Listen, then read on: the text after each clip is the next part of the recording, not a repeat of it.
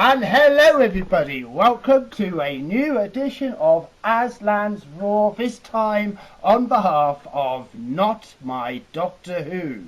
Now, we hope to do an ongoing series of these discussions with passionate fans of the show who have been having a lot to say on social media. And today we are here with Noel from the Tardis Zone. Hello Noel, welcome. Hello, and thank you for having me on. It's a pleasure. I can't wait for this. I'm actually really looking forward to this, I have to say. Wonderful, wonderful. Well, I mean, you've been running your channel for a while. You've got a Twitter, you've got a YouTube. Have you got anything else on the go? I've got a couple of groups on Facebook as well. Oh yes, the you have, Tardis Zone as well. It's called. So we've got the classic years, and I've got 2005 to present, where we talk about the new era of Doctor Who. So how long have you been creating content, fan content online? You know, how long have you been at that? I've been on Facebook for over a year with the classic group. That's the longest group that I actually have on Facebook. I created the present group to split it up because of the fandom. The fandom, as you know yourself, is not in a great place. Went a bit sideways, didn't it? Yeah. So some classic fans weren't happy because they were being attacked for their point of view. They felt they couldn't talk about their classic era without something being said. So I split the groups, and then that one has been running now for I think about 7-8 months now, and it's actually completely dead. I mean, the fact of the matter is, since this new series has popped up, the group is dead. Nobody's interested anymore. Nobody's interested in having a conversation. People just want to fight all the time. I mean, well, you see, you get us lions like us lot from Aslan's army, you know, and we will speak up for what we think is right, and we do uphold to ideas that, you know, even in the minority of one, the truth is still the truth. You know, so exactly. we are people who have those values. Yeah. And you know, I mean, I personally have a long time connection in terms of enjoying all sorts of science fiction content, especially Doctor Who. Yeah. But you know, it's not been part of my activism until after I'd seen the fallout, the aftermath of this disastrous Series 11. So obviously this is the latest series of Doctor Who. It aired from October to early December 2018. It had a New Year's Day special. You know, a lot of people listening to this are already going to know that it's been a bit of a mess. But what was your view? How did you take it? Where were you at the beginning of it all? Where did you end up? What changed as you watched the series unfold? What can you tell us about it? Well, we'll go back to the announcement at first. I remember the night before the announcement, I had got a little bit of information on one of the groups on Facebook that possibly a woman was going to be cast, and it could be Jodie Whittaker. Now, the reason why that was obviously put together was because people knew that Chris Chibnall was going to be head writer, and there was rumours circulating that another female star had turned down the role in Olivia Colman. Yes. So he would have turned to his second choice, which would have been Jodie Whittaker. So we'll move on from the announcement. So I took that in. I wasn't happy, I have to be honest. That was the summer 2017, wasn't it? Yeah, it was. It was after the Wimbledon. It was made Jordan. I think it was after the Wimbledon final or during the Wimbledon final, because I was actually watching the tennis myself. Series 10 had completed, hadn't it? But we hadn't had the Twice Upon a Time special until the Christmas that year. Yeah, that's right. Yes. Yeah, that abomination. I was very impressed with Series 10 actually. But yeah, I liked it. You know, I was going in the right direction, but. It kind of was, but you could see that there was still some political correct garbage creeping in. I mean, when the Doctor punched that racist for making that comment about Bill, like in the of the third tonight's episode. Yeah, wasn't it? deep breath. Yeah. Yes, that was it, wasn't it? With the giant. That didn't really Yeah. work for me very well. No.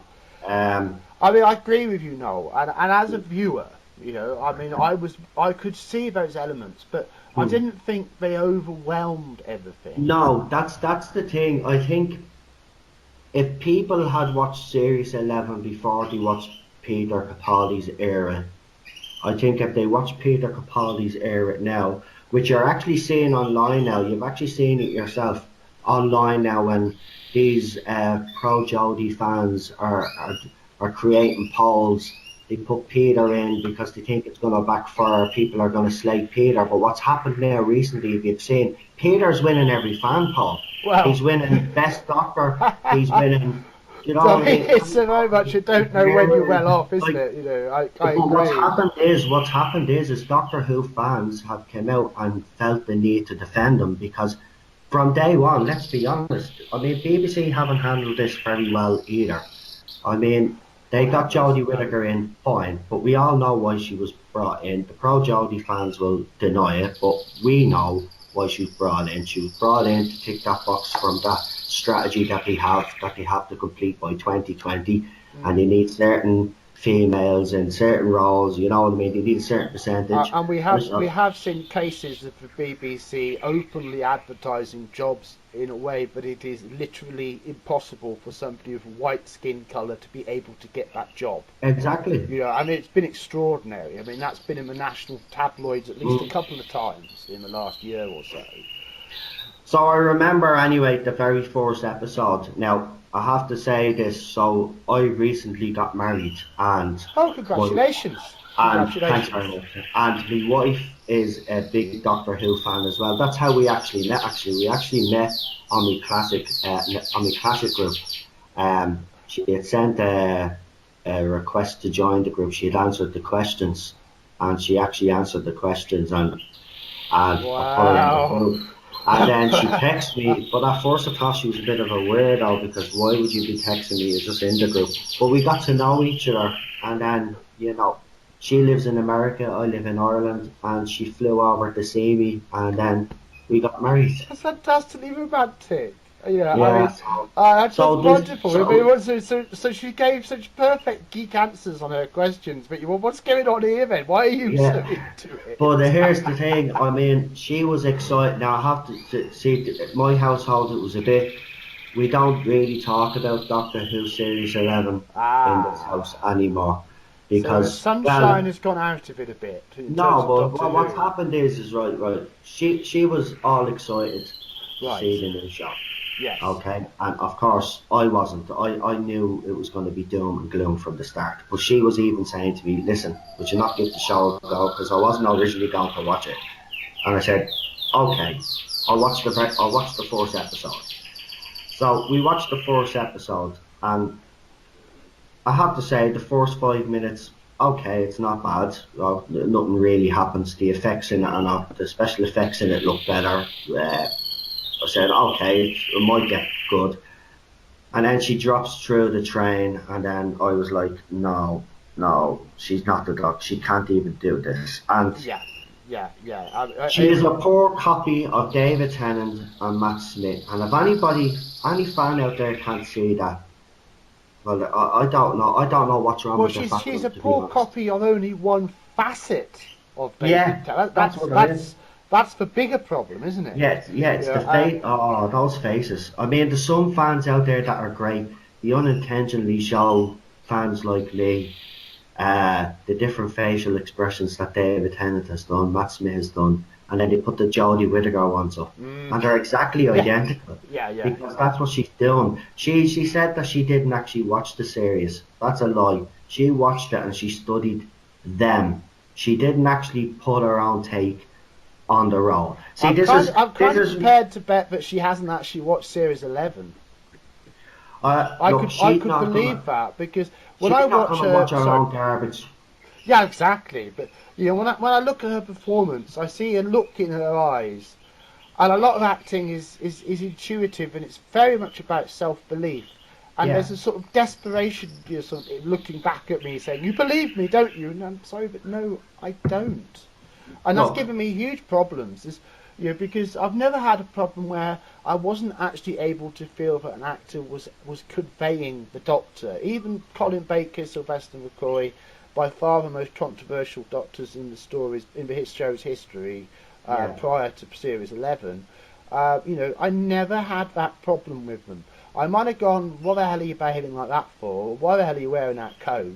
Or what the hell are you doing with some bloody metal spoons? Because various different things would have annoyed me, especially as a young fan. But I never felt that this person yeah. was not I succeeding. mean, for me, the most ridiculous thing was Peter Davison's celery that he had on his costume. I mean, It never made any sense, did it? It was supposed to detect some sort of gas in the Praxis range of the spectrum in the yeah, design. but He it's at claimed, least that they had some sort of explanation. See, this is what's yes, wrong with Doctor Who they had at even least today. rationalised it into the universe. It didn't just happen for plot or Yeah, just cause or just shut up, all right? but here's what's happened now is he's replaced, Chris Chibnall has replaced the sci-fi Mm. in Doctor Who. It's a completely different show altogether. I mean, the whole mood of the show, the whole feel of the show is Well, completely different to the anything attempt to that has ever come before. And he did actually say that in interviews. He did actually say that we were going to get something that we have never seen before. Well, he's right, and he delivered 100%. The only problem is he delivered 100% horseshit. That's what he delivered. I mean, look, I want to watch, like all fans out there, what we want is we want a sci-fi show. We want a decent sci-fi show, right? It doesn't have to be brilliant every day, every week, okay? But we want a sci-fi show. We don't want to be preached to, and that's what Series 11 did. Well, It preached to people. speaking personally, I mean, I feel I'm wary to resist the trap of just saying everything is negative about something because it's never entirely true. Yeah, And I agree. and there are people who genuinely do love Series 11. I don't agree with their reasons. I think that Yeah, they don't really understand the show very well, but I respect how they appreciate the show. And yeah, some of them do understand the show deeply, but they still back Series 11. They don't have an issue. However, I see a huge amount of people who do. And for me, it's not even so much the badly done aspects of the scripts and so forth, it's the sheer tedium with which it all unfolds. I yeah. find myself stupefyingly bored. I was yawning, like struggling to stay interested in what the show is supposed to be about, and it's because it is a very different version of Doctor Who. That's It why is. I've put my support behind not my Doctor Who, because this is not my Doctor Who, It's not. because this is fundamentally not the same character. It's not a different version of a character. It No. really isn't somebody that relates. Um, Yeah, there's a, it's completely different. Look, this is the problem, and this is another thing as well. And people can call me sexist or whatever they want to oh, call and me. they will, and they have, And and and, you've I, made and some I've been videos called that. You've exposing seen it them. yourself. I've had to take Yeah. my own fair share of criticism online. But that's what happens when you are online. And I do say to people that are online, if you are being criticised and you can't handle it, you're better off being offline because it's it's vicious out here on social media. Nobody holds back now anymore. But if you even look at the very first episode anyway of Jodie Whittaker's It's the Open, woman who fell okay, to earth. what? Yeah, the woman who fell to earth, right? Or as I like to call it, the woman who fell out of the sky into a train and didn't have a mark on her face. Okay, Yes. okay. Now she fought right. Let's break it down. So for the first few minutes, we see the scene of Ryan, Graham, and what's it, Alice up on the hill, isn't it? Trying to help Ryan Yes. ride a bike. Grace, rather, isn't Yeah, it? Grace. yeah. Yes. Oh, great. Sorry, why do No. I keep getting her name Well, mixed up? I always do, and I don't. I even ask me why she keeps reminding me. Why do you keep saying that name? I don't know. It's fair just enough. just Well, great. happens. Yeah. We know Anyway, he that. throws his Yeah. bike over the cliff, and then we see the Hershey's mushroom-shaped looking blue thing in the middle of the yolk, right? But what actually happens in that first 15 minutes? Nothing much. Nothing. It's I agree. all There's talking. a lot He of has making up sucked the attention life. to an You look appearance. at even Peter. Oh, you even look at Stephen Moffat, right? Stephen Moffat gets criticism, and rightly so. Okay, he does get criticism, and rightly so. But if you look at every single one of his episodes, okay, even if they turn out to be bad at the end, okay, they all feel like Doctor Who episodes. Well, they There's all feel like always something happening in it. there is some thought put into making sure Yeah, that it spoke to everybody who watches the yeah. program on a His regular problem basis. was Moffat's problem was is he tried to be too clever for his own good, and he overcomplicated it at times. And there were certain characters within the Doctor Who universe Season 6. which he killed to death, which he should have. Yeah, we don't really like to talk about Series 6. That's the infamous season with the split in the middle, isn't it? It's I mean, I don't do these things, but I imagine it's all right if you take speed, because you can keep up with the speed of the Yeah. plot, Some I of them mean, were just that was the extreme. season that felt like two different seasons in one, wasn't there? There was the mid-season split as well. Yes, there was. Yes. Yeah, that's where Moffat decided that he was going to put Doctor Who on a bit of a break, thinking he was being clever. Well, That was the big River song, wasn't it? but all of The that Amy stuff, Pond. it all felt like Who. Yeah, Whatever that's your the issues point I'm with trying it, to whether make. you thought the Time Lords were criminally wasted in Hell Bent, or whether you felt that it was the most inventive episode ever, I rather like Hell Bent actually, but I don't confess about it much. All right, well, You that's know, where me and you so, disagree now but then because that's I what just like, fandom used to yeah, be. We would be having disagreements about the yeah, stories, or things like this. But it's become something very different in the light of series 11. But yeah, then we come back to series 11. I mean, I talked about positive aspects, so yeah, let's list a few. I right, mean, in terms of this is what I've got. Right, the first right, episode, I quite liked the first 20 minutes, first 25 minutes. I felt there was something there. I quite liked the crane scenes. I felt there was a touch of doctriness there. But then I realised with the second episode, it was only because she was wearing Capaldi's outfit. yeah. You see, As now soon as that whole as soon as crane she lost scene, that, she it's lost actually, that connection to who the show was, and yeah, then she didn't have it. mm, And then I found her sat in the background. I quite like the Doctor being awkward and difficult in the Sanunga Conundrum. I yeah, quite like that. I like that she was a bit out of control. I wanted to see more of that sort of thing. I think I might have found her Doctor a bit more dangerous if she did that. But this moralising goody two shoes. I mean, Peter Capaldi, Series 8, asked the question, "Am I a good man?" mm-hmm. Whereas Series 11 is much more like, "How dare you not all be good boys and girls, good Yeah, boys especially." And the men seem to sit around at the back with their hands in their pockets. But even so, the actual moving the script to a resolution usually depends on the companion and not the Doctor. She's often a background in her own show.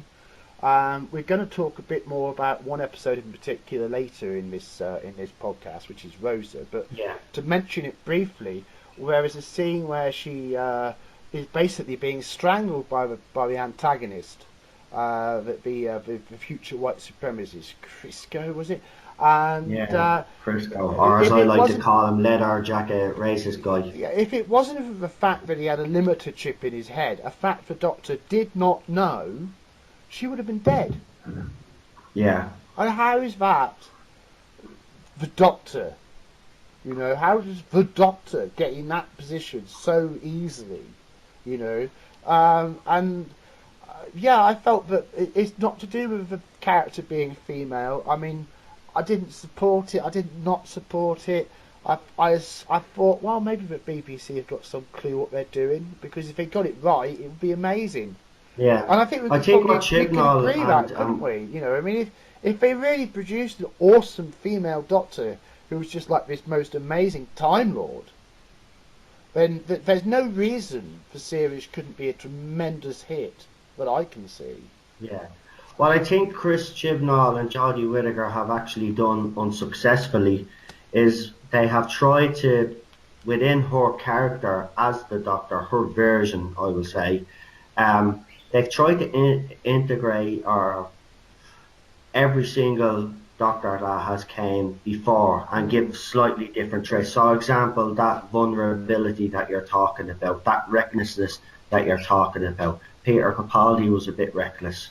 You know what I mean? Vulnerable. Peter Davison Peter was a bit Davison, yes, was definitely. very vulnerable, right? So what they've basically done is they've picked different character traits from each Doctor, from their personality, and they've stuck it into Jodie Whittaker's Doctor. That's what I they have kind of done. wonder. I do wonder. I mean, that vulnerability. I wonder if it is actually a performance, or if it isn't the actual actress peeking through. You know, But her lack of that whole confidence. You crane know. scene and the woman who fell to earth, right? So the difference between me and my wife is that she was sit up straight in her chair and she was all excited Oh, looking at that scene, she was and she even she clapped her brought the hands moment.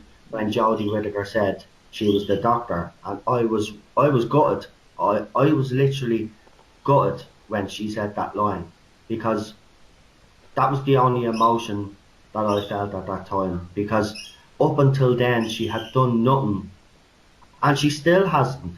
I mean, she's done a whole series and she's done a New Year special. Okay, Yes. now there's been a consistent ratings drop. Okay, now we have the lowest rated special, and people think this is a success, right? Fair enough. Oh, It's not as low as Peter's numbers yet.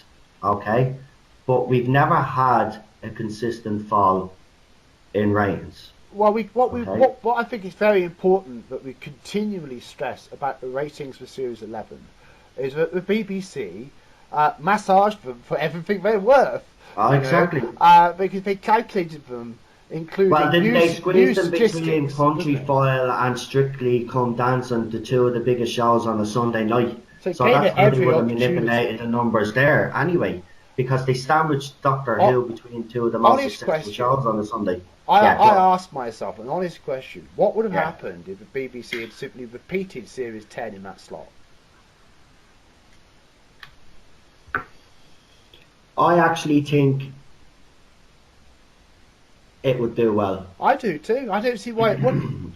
And I think it would have done far better at keeping the audience that it had. I think there still would have been complaints about his era, because let's be honest, even I am a fan of Peter, and you know that from my tweets and everything. I absolutely adore him as the Doctor. I think he has been. I mean, Tom Baker will always be the best overall Doctor, because I mean he was able to like encapsulate what the Doctor was. But in term as actor, Yes. we have had the best actor in Peter Capaldi, and it's actually quite sickening to see these fans attack Peter. I mean, Oh, definitely. I mean, And that's completely they're unwarranted. attacking how he looks. They're attacking the age of him. They're attacking his era. They're Look, I attacking. mean, I think it's fair to say, right, that one could be suspicious as to exactly what manipulations were going on at the BBC behind Peter Capaldi's departure from the show, because of all the people who've played the part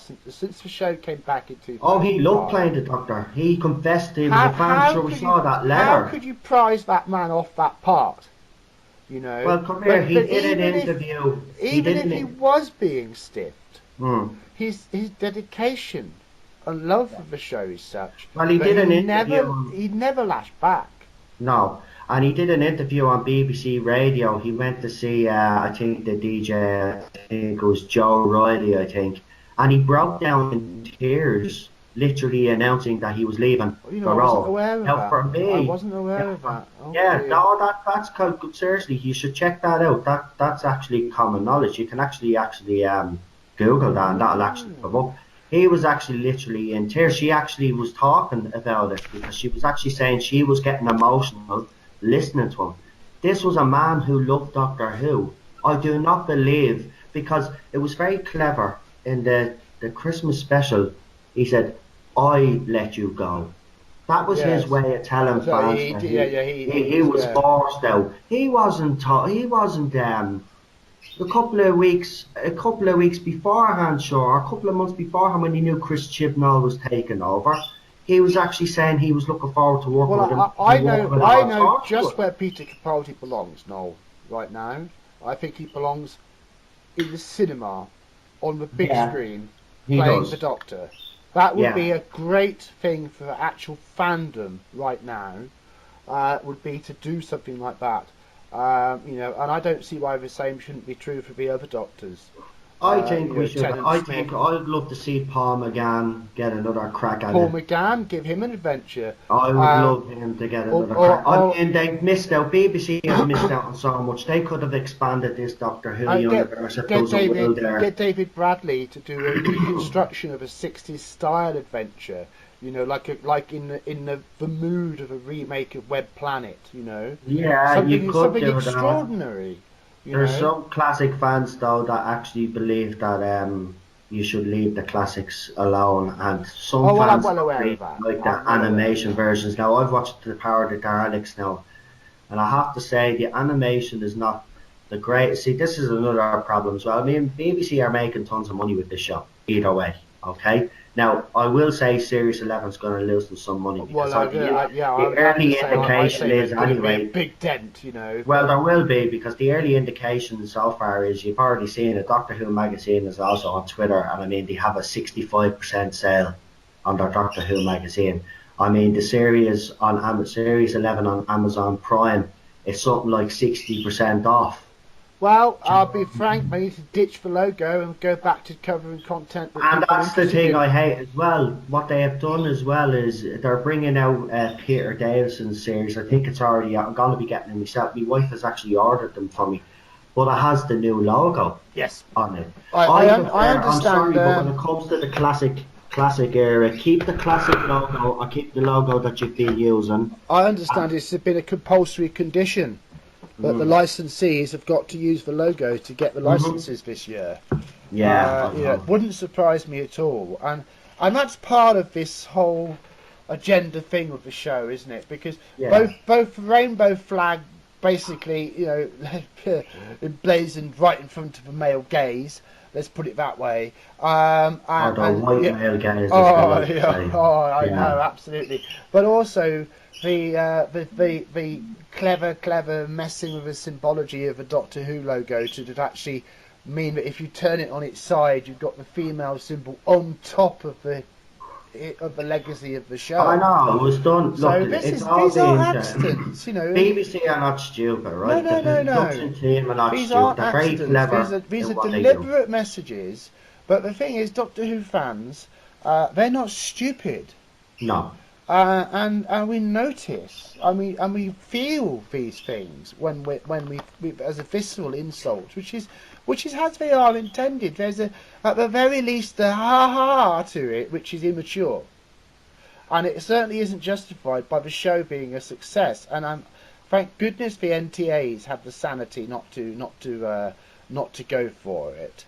But it shows you that the television audience is not impressed with Series 11. The NTAs was actually an interesting time for the fandom because wasn't it? You had, I mean, on Twitter is actually great because everybody thinks that that all the trouble happens on Facebook, but it's actually mild compared to Twitter. Twitter is a different level altogether. But during the NTAs, you had the pro Jodie fans come out and say things like, "Wouldn't it be great if Jodie Whittaker and Doctor Who wins the NTA because it'll be a big FU to the not my Doctor Who fans and stuff like this." They did, didn't they? They did get a little ahead of themselves. Yeah, they did get a bit ahead of themselves. And then when she didn't win, then they accused the NTAs of being homophobic. I actually have a video. I actually have a video on my YouTube channel that I did of a reaction. I read out a couple of fan tweets, pro Jodie fan tweets that night, and I actually read out the reactions. You've been making a habit of little tweet reaction videos, and they can be quite effective at showing just how off the wall some of the thinking out there is. Yeah. And I mean, what's this about? Like, how could not voting for a television show be homophobic? I mean, what? I know, and I even actually asked the person. I've actually asked people that I read out the tweets, like, could you please clarify what you mean by that? I mean, what about the show is gay? There's a good question. Is the Doctor gay? No. I mean, don't get me wrong, we all know pro Jodie supporters. Let's be honest, pro Jodie supporters will not stop until the Doctor is a full-blown lesbian or bisexual and is having a relationship with a female companion. Yaz certainly has very progressive parents from her cultural heritage. I mean, I think that's fair to say. Yeah, well, Ryan is having to work out life on his own, poor sod, you know. Yeah, but I mean, Ryan's character has flaws as well. I Oh, of mean, course we he learned does. about Ryan's disability and then we heard nothing about it until the very last episode or something. Or I think there's a few references made during the series, but not many. You And he's know, supposed to have this. I'd like to make an observation here, Noel, because I found Tosin Cole's performance of Ryan to be very laid back to the point of almost appearing comatose. He didn't really seem to wake up in a scene for me until, you know, maybe episode 9 or 10, and then the special. He had seemed to have a little bit more energy about him, Yeah, but he was I like. very. I have to admit, I like his scenes with Bradley Walsh. I Yeah, of think course, the it gets that best scenes, interaction and the nice best close-ups scenes, and the best stuff. But scenes with Coulson Cole are when you actually with see Bradley Walsh. a group shot, you know, then Yeah. he never seemed he doesn't seem to kind of be bringing any energy into what's going No, I on. You know, it's noticed the photograph because very I put up a laid back. photograph. And Yeah, I looked at his Twitter as it happened. I looked at his Twitter not very long ago, and there's nothing promoting Doctor Who at all. no, He doesn't really one, two, maybe referenced it, but yeah, he doesn't sort of. His Twitter isn't sort of saying, "Hey, I'm a dog companion in Doctor Who." yeah.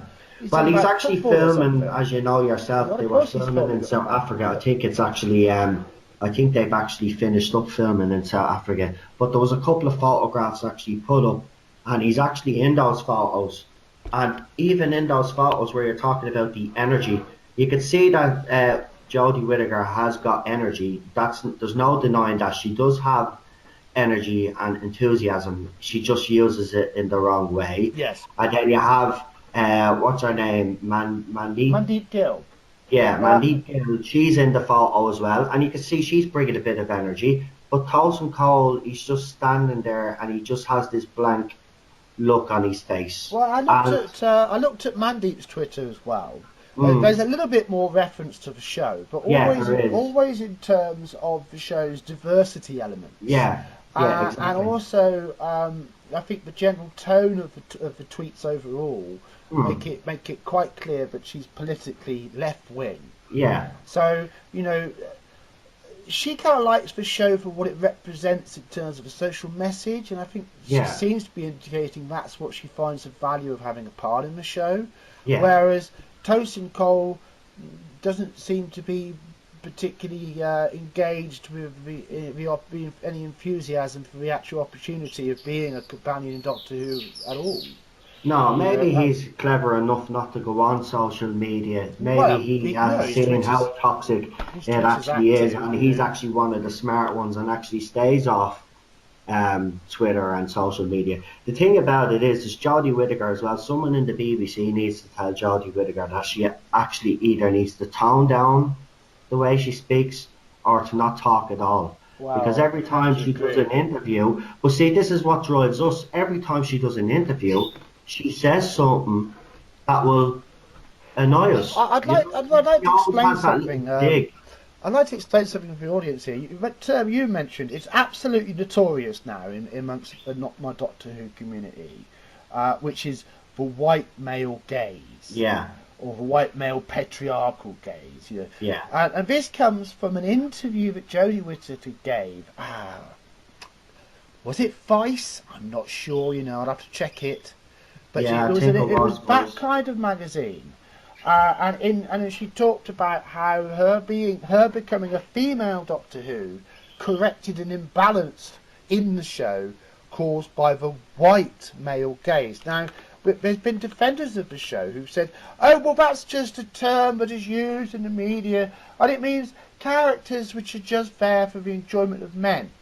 Yeah, And a very astute member of our community noticed yesterday something really important in the feminism sociology texts. It's not the white male gaze; it's the male gaze. yeah. And But it was actually coined in 1975 by a Laura Mulvey. She's a feminist, I actually. think you may have been I actually somehow on put the up. end of that discussion. Yeah, because I was the one that actually put up the You original were, weren't you? You were. So you tweet. know what That's I'm what made referring to. that Yeah, conversation yeah. thread. So I actually had, because I was looking at it, because I wanted to know what that actually meant. But it And means then that I went to the it's wiki saying and it that. told me the whole history of it. And it was coined by a feminist in 1975. And it's held on ever since. In saying that, Jodie Whittaker was actually making a directly racist statement. Yeah. Because, Yeah. she's saying it's not for the white man's gaze, therefore is it for the gaze of men who are not white? Would Jodie Whittaker say that she was rescuing the show from the black man's gaze? No, No. never in a trillion years. So what was the insertion of a racial colour into what was already a sexually political statement? Where was her head at? The actor portraying the Doctor has traditionally recognised they're looking after a legacy and they've been an ambassador for the show. Yeah, exactly. What is Jodie doing? Jodie Whittaker is basically using the show to further her own political agenda, like Chris Chibnall, like Brie Larson in Captain Marvel. They all, you see, here's the thing, right? You even have to go back to her casting and stuff, right? When we heard she wasn't going to change her accent, she was going to keep her accent.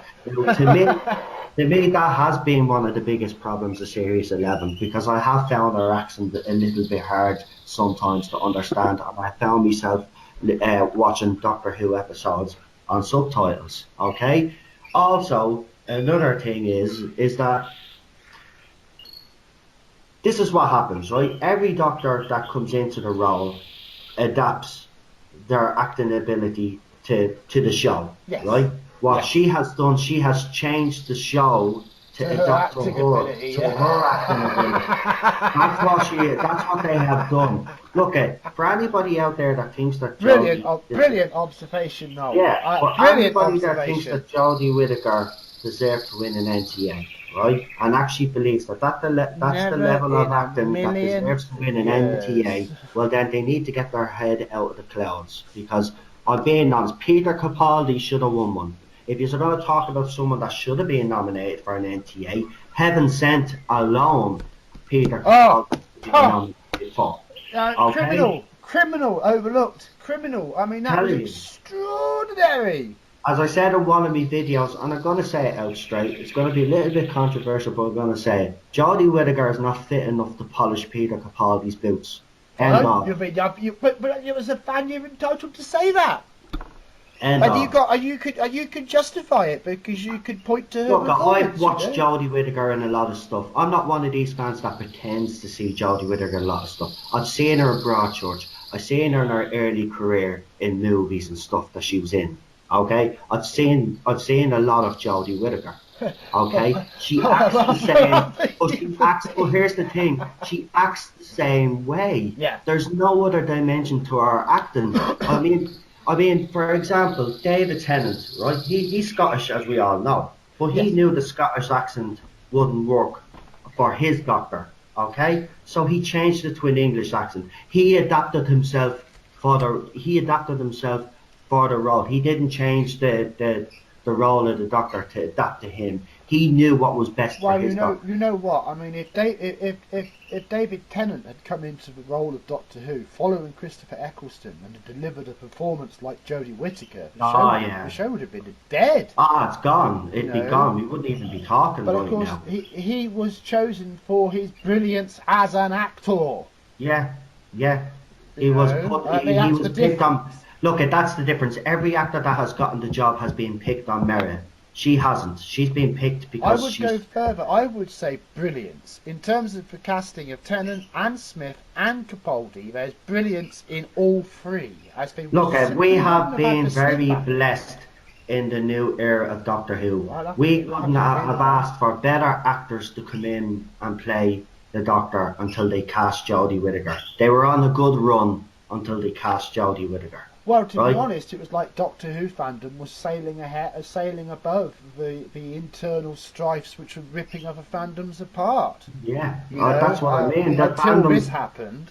Look, this fandom has always been. This fandom, even I seen it. I saw a tweet by someone yesterday, and I said God love them because they don't know what they're getting into.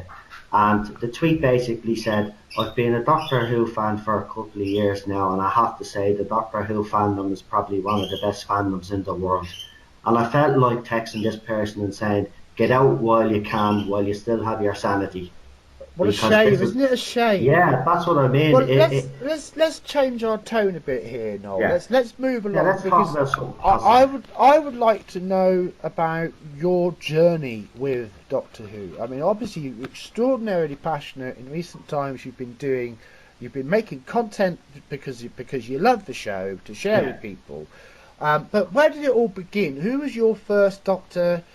Why does it matter to you? What is Doctor Who to you? Well, I was born in 1979, so I was made aware of Doctor Who at a pretty early age because my dad was a fan of Doctor Who. Um, Tom Baker was obviously one of his favourite doctors, but his favourite was Pat Troughton. He loved Pat Troughton's Doctor. Yes. For me, I me my earliest memory was a Peter Davison episode, so I'd have to say for me, Peter Davison was probably my first Doctor. I think the very first, yeah, actually it was the very first episode was the regeneration episode. It was, oh, Castrovalva, or yeah, it yes. was that one. Yeah, I have that one there now. Actually, yeah, I only recently got that one on DVD. Um, I don't watch it because very often. no, it's It's not a not. It's not a great, great but there show. was a nice little concept in there, wasn't there? Always The clever blue ideas. room. There was I mean, the blue room, wasn't it? When yes. the doctor's regeneration was going wrong. Now I was hoping that RTD, when Doctor Who came back in 2005, he'd actually might address that because that was a very interesting concept. That episode had potential, but looking back at it now, it's actually quite confusing. Yes, it is. Um, Yeah, it's sort of two different bits with a long yeah, walk in between, like in a casket. yeah. It's a strange story. Yeah. Um, Now, Peter Davison's probably I would say, and a lot of Doctor Who fans do say, it's probably the last great era of Doctor Who because then after that, then well, we unfortunately got what came I next. would give it to the end of Colin's first season, Revelation of the Daleks, as the high point. Yeah, I would say at the very least, 22 was no worse than 21, yeah, but of course the BBC had got other ideas. yeah. I used to be very harsh on Colin Baker. Now, as the Doctor, I have a couple of his because see, I had a big Doctor Who collection. But you see, over the years I've moved around and my stuff has either been stolen, DVDs have been stolen and stuff like that. This is So I've lost shocking. Right, we so need I've an lost. immediate crowdfunder to restore your DVD collection. No, We but can't have the I'm Tardis I Zone. know. Yeah, but I've started Unable it to up view again. So episodes. I've built it up again. So I'm building it up again. But what you call? I will say my favourite Doctor of the classic era is definitely Tom Baker. So Have you still got a with video recorder? We could get people to send you their old videotapes, or it might be upgrading to the Blu-rays. They can or bang if in the anybody has any of DVDs. the old Yeah. episodes that are the missing episodes, get them into the BBC so we Oh, can actually enjoy some more classic episodes of Doctor Who. So we don't have to be burdened with okay. series 12. Let me run this story back a little bit. So Yeah, 1979. So you were born then. You yeah, like three or 4 years old. You remember Peter Davison. yeah. But that would mean that you weren't any older than 10 when the actual classic series came to an end. So how did your interest in Who, did it continue as a teenager? Did sort of the fact that you had access to videos of older episodes meant that you Well, could you see, at absorb the it time, all? BBC still had the archive. Yes. So in Ireland, we had I think it was 4 stations. So we had a couple of Irish stations, RT1 and RT2, but we also got cable TV. So we got BBC One and BBC Two, and BBC used to repeat a lot of Doctor Who. So they show Ah. it. So I used to watch Doctor Who on repeat, and also, as I said, my dad was a fan, so you know. Well, a lot of it was never BH. repeated on mainland UK. No, but Did you in know other that? countries, it was. See, that's what I mean. Even after Tom Baker, I mean, even regenerated. I mean, his series was still being watched around the world and was I actually. don't think I remember regular repeats after Series 18. I think it stopped then. We Yeah, used to and get then regular wasn't it? repeats. Yeah, and then I think then when all the satellite stations came in, then UK TV Gold, then UK I think Gold, started yes. showing. Yeah, they start showing classic episodes. I used to. But yeah, I mean, look, there was books at home. Like, I mean, I read a couple of novels as a kid. I used to be a very big reader as a kid. I should actually get back into reading Wonderful again habit. Wonderful um, habit. I know, and I should really get back into it. I have a couple of books there, but I don't know. I'm too busy on Twitter. That darn Twitter. Too busy on Twitter. I can't So, stay off Twitter for a day. did you I don't. stay? Did you stay interested in the show? Would you consider yourself a fan all the way through the years of the famine, up until the relaunch in 2005? Was it continuous for you? Were you excited for '97 and Paul McGann? Just fill the rest of the story out. Well, I do. I mean, I do remember. I do remember when the movie came out. Now, I have to say, at that time, I probably wasn't big into. I probably wasn't as interested because we had the long break. But Yes. I remember seeing the movie at first, and I was like I am today. My reaction is quite silent. I thought The there's half some human bit no, and the there's some kissing good and no, there's some good elements in that movie. The problem I feel. I thought See this, Sylvester McCoy what was this really good movie. in See it. this movie. Yeah, he was. See, this movie was to relaunch the Yeah, whole it was thing again, supposed to launch a series right? It was afterwards. supposed to relaunch the whole thing again, okay? And Paul McGann then was supposed to get a series, wasn't he? And he never did. Look, the movie didn't work for one simple fact, and I'm sorry to say this to any of the American followers out there, but when you do um, a joint movie with the Americans, especially like something like a British show like Doctor Who that's been gone for a very long time. It's not going to work. I mean, even an Yeah, American actor in taking the fairness, role. yeah, I mean, I think that is the received wisdom on that, isn't it? Yeah, But it was too much of a change. I mean, yeah, and trying to take the whole Britishness and make it American, it half was human, half Time Lord thing as well. I mean, come on, fell into the trap of not making anybody happy. no, and I Um, mean, Whereas Russell T Davies really rooted Doctor Who in the very council estates of Great Britain, didn't he? yeah, I can't understand why he didn't bring Paul McGann back though. I mean, Christopher Eccleston, let's be honest, was a great choice, and I love Chris Eccleston's first series, and I know it's the only series that he did. I wish he had a stuck Has around and anybody hadn't asked had the Paul McGann? elements. If anyone asked him, I don't know. Maybe the BBC decided they wouldn't risk any connection to what had gone before. That could have been a very good explanation, couldn't it? Well, we tried that guy. We don't want to be putting the same guy up again. Yeah, but he was actually starting to gain a lot of pop. He actually has a lot of popularity on Big Finish. Absolutely, Big Finish is a I very mean, wonderful thing. yeah, but now I have to admit, I'm only getting back into Big Finish. It's been a long time. Again, as I said, most of my stuff, but I'm actually concentrating on all the DVDs I so just far. think But I don't buy DVDs in normal record shops or wherever DVD places. I actually try to go to charity shops and stuff like that oh, why because not? because 50p a that's the go. best place. Well, it's the best Yeah. place to give. I'd rather give the money to charity than give line BBC's pockets. To be quite honest with you. Absolutely, I can see, but I can see exactly where you're standing on the principle Yeah, there. that's why it's taken so I, long to build a collection I up just want to because I'm briefly going explain. down Not everybody listening will know what Big Finish is. Big Finish is marvellous. Big Finish started when Doctor Who was off air, Yeah. And it's a publication company. They've been doing audio dramas. Yeah. Based on original Doctor Who for 25 years now. Yeah, it's about 25 years About now. 25 years, Yeah. and what they've managed to produce is a tremendous body of work, but frankly Yeah. puts much of a television series to shame. Yeah. So to do the answer to save Doctor Who is pretty damn easy. Make sure Big Finish are involved.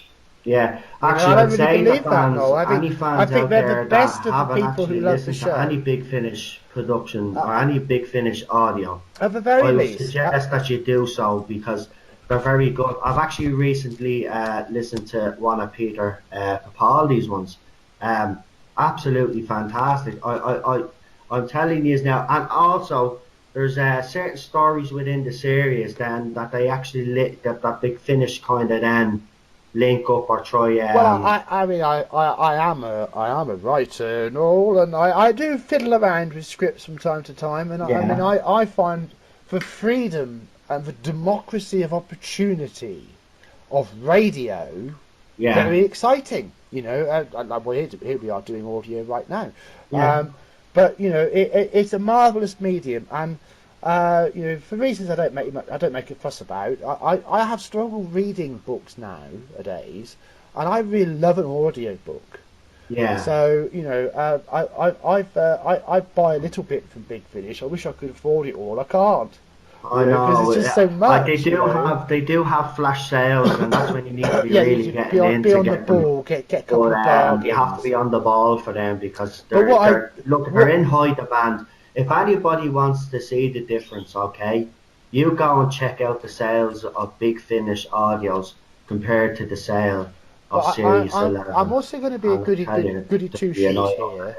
opener. Good Big Finish treat people well, Yeah, right? they do. And I don't hold with pirating their content, because I'm a creator myself. I really understand that things No, you should deserve a support them value, in that. You should and support them the legal way. yeah. Well, I'm not going to say I'm a goody two shoes.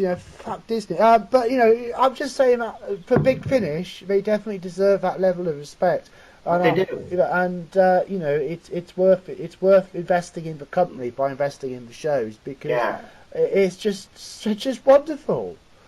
So Yeah, I'd actually say, call as it I a big said, I'd say plug, to but any fan out there, go out and get yourself some Big Finish see, audio stories. I think we can use this to sieg here, because my point about Big Finish would be that in Series 11 and, oh God help us, Series 12, Chris Mhm. Chibnall has used people who are best known for writing politically based plays to write Yes. episodes of Doctor Who. Yes. Now, one of these episodes was Rosa. We're going to have a good talk about that. But before we say anything about Rosa, I would like to say that if someone from Big Finish, a little team of 2 or 3 people from Big Finish, could have seen that script from Rosa, I reckon they could have fixed it in half an hour. I think they would have improved on it definitely. So let's have a talk about this. Now, this was the Yeah. 3rd episode transmitted in Series 11. Mhm. And now, within the last 24 hours, Radio Times has put an article up. So I'm just going to quickly recap this through, and if we can discuss it from there. By Hugh Fullerton, Doctor Who picks up special award for Mallory Blackman episode Rosa. The civil rights themed episode, this is where the Doctor goes back to Alabama in the middle of a civil rights. No, was it Alabama? God damn it. I think it was. And then the Rosa Parks incident, where she declines to give up her seat and gets arrested under segregation laws. Big civil rights issue, massive historical moment. Okay, so Doctor Who's latest series has picked up a prize at the inaugural. Oh, that's interesting. The first time ever this has been dished Yeah, out. exactly. See, that's very interesting. Visionary Honours Awards this week, with last year's Mallory Blackman and Chris Chibnall penned episode Rosa honoured for making a positive social impact. Starring Vinette Robinson as real-life civil rights icon Rosa Parks, alongside Jodie Whittaker, Paddy Walsh, Tracy Gold, and Mandy Gill. The episode was lauded by fans and critics alike. Did you laud it, Noel? No, I didn't look. No, No, no, no. no, no, no, no, you did And not. of course, the Yeah, so, first thing that was said to me was, "You're racist." well, Right? we'll Let finish me this just off. say, I'm not going to say the line, "I'm not a racist" and all this, right? Oh, that's just stupid, I'm isn't just going it? to say this, right? I never beat. When did you last beat Rosa, your wife? Rosa You was a Rosa person. visionary, right? What Rosa did was amazing. Okay, what the Doctor Who episode did was highlight once again that all white males are racists, bastards, or whatever, right? The guy who was trying to change the future was Well, sorry, What was his What was his motivation? it was never explained. Your Exactly. sort. Yeah, why the What hell somebody from 20,000 years in the future should give a exactly damn? care about what a woman did in Alabama back in? You know what I mean? Yeah, I do. It just didn't. See, and then everybody said, "Oh, it was a great Well, historical there's a episode." little bit more detail here, so we just squeeze the rest out here. Yeah, go on. Right, so where was I? Yes. Now, as the first awards show from within the Honours organisation, a group that describes itself as the UK's first social impact entertainment and media awards that aims to be a catalyst for social change inspiring teenagers and young adults aged 16 to 34 via art, media and entertainment, Wow. Doctor Who Rosa won in the TV Show of the Year category, beating the likes of Save Me, Kiri, First Dates, and There She Goes among others, none of which I've ever heard of. What a lovely Well, I birthday have heard present. of First Dates. You've I heard have of heard of First Dates, that okay. show, First I Dates. take it that close an eye on television. But Yeah, yeah. But Novelist have you Blackmore, what a noticed lovely birthday present. Sorry. it's a new award ceremony that's just being set up like. So basically, it's an award for all these social warrior shows. Well, Basically. I'd like to volunteer here, Noel. I'd like to volunteer and step up and take the load on this one. So if I put my Aslan voice on for a moment, and I'd just like to explain exactly what the problem is with Rosa. Go for it. And I've discussed this with El Patron, and anybody who knows him will know that he is the BME or BNAME person himself, and he is in agreement with me that there are serious flaws in this story. Yeah. They're twofold. The first is the problem with the main antagonist. Basically, this is a guy from the far future who escapes from a future prison and uses time travel technology to come back to the 1950s to stop Rosa Parks being able to make her protest, so the civil rights movement doesn't get the dramatic spark it needs to overthrow racist oppression in America. Right, okay, so I mean there's a whole lot there to take on with that in the very first place, but the key thing is, why did the protagonist have to be a white male addressed as a white male might typically, a young white male might typically addressed in the 1950s at the time? You know, I mean, basically the whole thing was an allegory for how the writer viewed a white person. You know. Well, you see, even back then in those times, there was actually white people that were actually for the civil rights movement. I mean, what part of that episode did Chris Chibnall highlight that? To be fair, in the scene where Ryan goes into Rosa's flat, I think there was a white gentleman who was sat down there, but it wouldn't have hurt to have given him a line.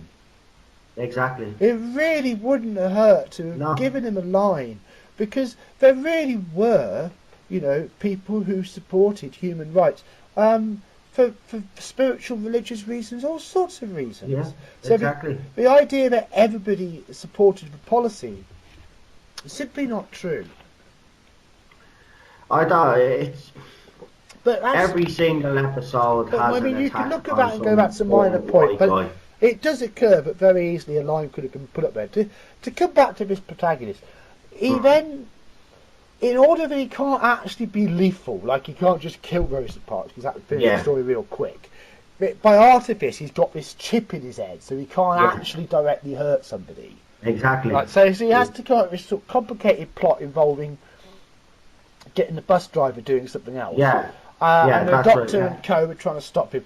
And at the end of it, it was also, we can't do anything. No, we can't do anything. We can't do anything. No, we can't do anything. And then it all just ended. But did you notice Jordan Series 11, even in that episode, so we all thought there was some sort of threat, and then it turns out it's not really a threat at all. That's what he thought was clever. He tried to be clever that way. Oh, well, I'm going to pretend that there's something happening, but there's actually nothing happening. If I was looking at that protagonist, I would have gone, right, let's have a completely alien protagonist, right? Yeah. Who knows that racism is bullshit. Yes, but is using it to manipulate humanity. Yeah. Because without the civil rights movement, mankind won't unify. It won't be a star empire in a few hundred years' time and will defeat his race or something. So he's manipulating time. But he doesn't care about race. He knows it's rubbish. He's just manipulating the primitives. That would be a much more interesting protagonist. And it would work a lot better. Because we wouldn't have had to... I mean, because I'm a writer and I'm very sympathetic to Mallory Blackman in terms of... I understand that there was something in this that she really felt she needed to express, right? And I respect that. But what concerns me as a viewer of a television series is how there wasn't a necessary oversight to reflect, okay, how does this look to the audience as a whole? It seems like an incomplete script process to me, because I mean, what I've just suggested right there would have changed the whole tone of the episode. Now, the second major problem with Rosa is a scene that occurs between Yaz and Ryan, where they sit down behind a dump cart, having just escaped out of a window.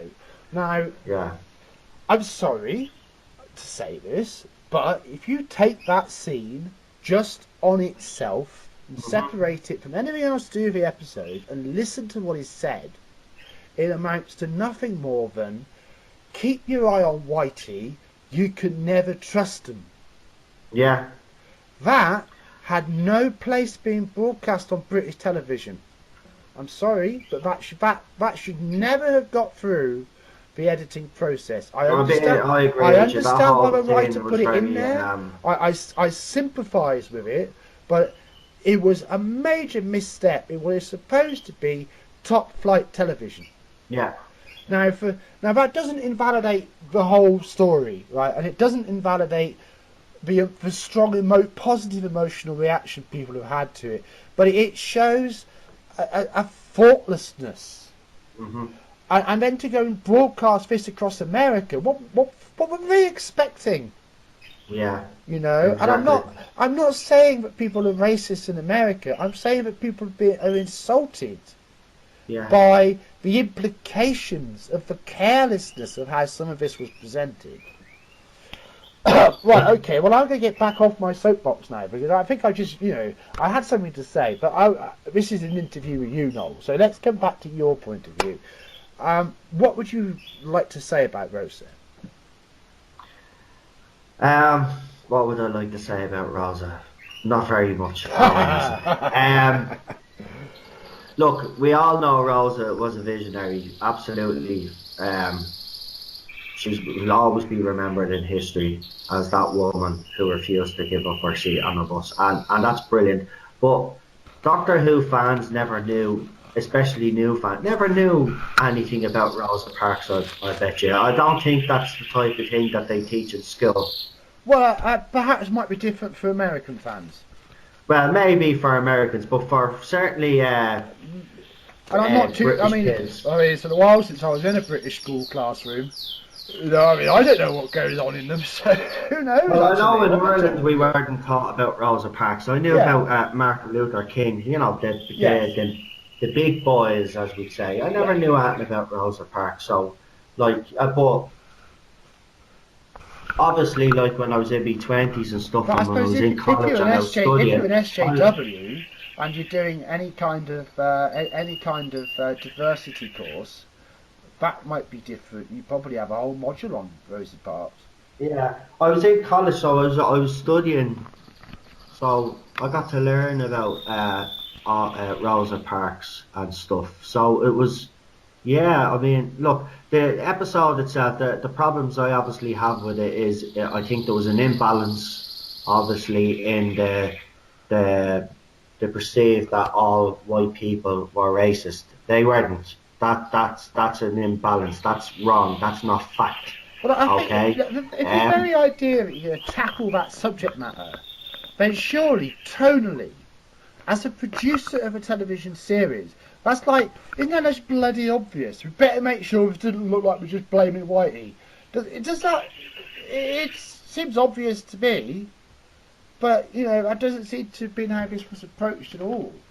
Look, this is what I would have done. See, the Rosa Parks episode, I even remember when the episode list came out and there was people talking about the Rosa episode. And I remember it was actually back then causing an awful lot of debate. Okay? Now, for me, I was on the side that I don't think this episode should have been made in the first place, not within the Doctor Who universe. Anyway, it's not got to do with sci-fi. Would it not be better served by a proper historical docudrama? Yeah, Something. This is not 3 1-hour parts or something that really told the story properly. Yeah. See, these kind of politics have no business in Doctor Who. I'm sorry, but that's just the fact of the matter, and people can call me whatever they want to call me. Doctor Who, I think people have forgotten. Doctor Who did start off as a historical show. But look at the way those historical episodes were made. Yeah? Look at the way they were made. They didn't actually, directly do a historical story. They did it within the sci-fi unit. You know what I mean? There was a sci-fi twist.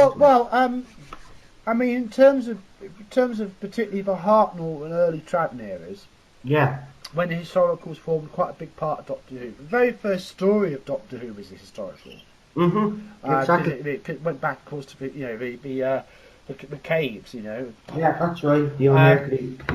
But if I think about other historicals, if I think about something like the Aztecs, there is no science fiction other than the TARDIS as a vehicle to get from there. Yeah. It's a story about Barbara facing the ethics of being taken for a manifestation of a prophesized new goddess.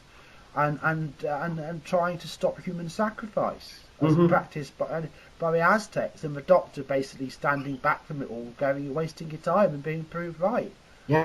So. But it's the way they did it back then. But you know what I mean? You had more space. They were always 4 to 6 episodes, so that's equivalent of 2 to 3 episodes of New Who running time. They had a pace which allowed them to properly explore the history. Quite often, like in something like the Romans, Ian, Barbara, Vicky and the Doctor all get split up in different ways and interact with Roman society in different ways. So that although the whole thing's actually a bit of a farce, that was written tongue-in-cheek, by the end of it, you have learned something, but you haven't been smashed over the head. You've simply been shown it. Yeah, exactly. That's what it is. You can see it for yourself. You can approach it in your own way. Yeah. And if you didn't think about it, so what? Nobody thought it mattered if you didn't get that point. And I think that's one of the things about this modern kind of social justice programming, is it really insists that you get its point. Exactly. It's actually right there in front of you. They shove it right in your face. It won't allow you to approach the art on your own terms. Yeah. You must approach the art in the verified, correct way, and that is dangerous. And as people are getting to know, Aslan's army, we're on a wider scale of social activism. I mean, some people from my sort of general group say I'm wasting my time talking about a telly show. You do get that response, but you see what people don't understand. Today's fans and to the way society thinks now, they're very look, trends come and go. So Doctor Who for some fans now is a trend because it's talking about things that they want to be here. I mean, I'll be even going to still be interested by the time season 12 gets here. But here's the thing, that's what I mean. I mean, look what happened Ghostbusters 2016. I mean, people bombed that movie, right? It's the most hated trailer on YouTube. Well, it was. I don't know if it still is, but it was one of the most hated trailers in YouTube history. Mm. Okay, the all-female reboot did not work. It failed. So now, It a lost couple of weeks eighty ago, million dollars in the red. yeah, and not only It that, lost then $80 million. there you go. Yes, I mean we could talk about because I kind of quite like President Trump, so I could talk about Ghostbusters at a bit of length, but I don't want to distract you. But we can if you want. But Yeah, I think there's a lot of lessons to be learned. I think if fans are unsure whether Doctor Who's in trouble or not, and I think there are quite a few fans who maybe fit that description. They're not all that happy, but we kind of think, well, maybe it'll get better. It can't be so bad. Whereas I'm looking at it and going, this show is in trouble. well, That's my view. let's be honest. We all know what's going to happen for Series 12. Well, Chris Chibnall and Jodie Whittaker are going to double down on what they produced last year. do This year. you think there is the vaguest snowball's chance in hell that episode 1 of season 12 will get anything like episode 1 of series 11? No way. No. What did it end up as? It was a very high figure for the first episode. Was it? I 9 think million? consolidated figures and 8.6, all, it was 8.8. over 10 and a half million or so. Okay, let's call it 11 million. Right. You know, well, it finished on 5. Yeah. So it lost And the total. then it had a little break, and then to prove that no one really no one gave a shit, it continued on 5. Yeah, You know, because then you had the obviously the New Year special, obviously, if you and look that at- actually dived If again. you in look at the ratings. figures episode by episode and ignore the average 7 across the series, which is only Yeah. because of the extreme interest in the first episode. Yeah. Oh, there would have been, look, It's a I very even said it, there was a consistent lot of decline. interest It's- in the it's first a- couple of episodes. It's almost a straight line decline across the figures. And it's like- actually a Doctor Who record as well, a consecutive drop in ratings each week. It's never happened. See, They've here's always something I picked think up. the Pro Joes don't understand, Noel. In case they missed it, we watched. I watched. Did you Yeah, watch? same here. We Yeah. watched. We were there. We gave it a we chance. were taking part. You know, Mhm. a lot of those people watching are us, Yeah. or people who feel like we do, And a people lot of who them go won't over to Rotten return. Tomatoes and poured their soul out about how they had their guts ripped out by what a mess it was. Yeah. And that's not exaggerating the tone of many of No, those it's not. And then I've actually went into Rotten Tomatoes because I've been very interested in what's been going on Rotten Tomatoes. And if you look at the critic reviews on Rotten Tomatoes compared to the fans, they're totally black and white. They're completely different. The fans think differently to the critics, and then there's the odd pro Jodie fan in there that'll give their opinion on it, which is fine, fair enough. But then they go and attack other people that don't like the show. And I don't like that. You know what I mean? I've gotten to the stage now where if people are going to come after me, well then I'm just going to give as good as I get now. At the end of the day, this is not just a TV show to me. I met my wife because of this TV show. Yeah, it's I got culture. married. We It's incorporated. But here's the thing: we incorporated Doctor Who into our wedding day. My word. That. So I mean, this is more than just a TV show. Well, you never expected anyone to be so utterly careless with what Doctor Who is. No. I Look, mean, I why knew- would we ever have thought that would happen? Why would we ever think the BBC would be so utterly stupid as to take their golden egg and start smacking it with a mallet?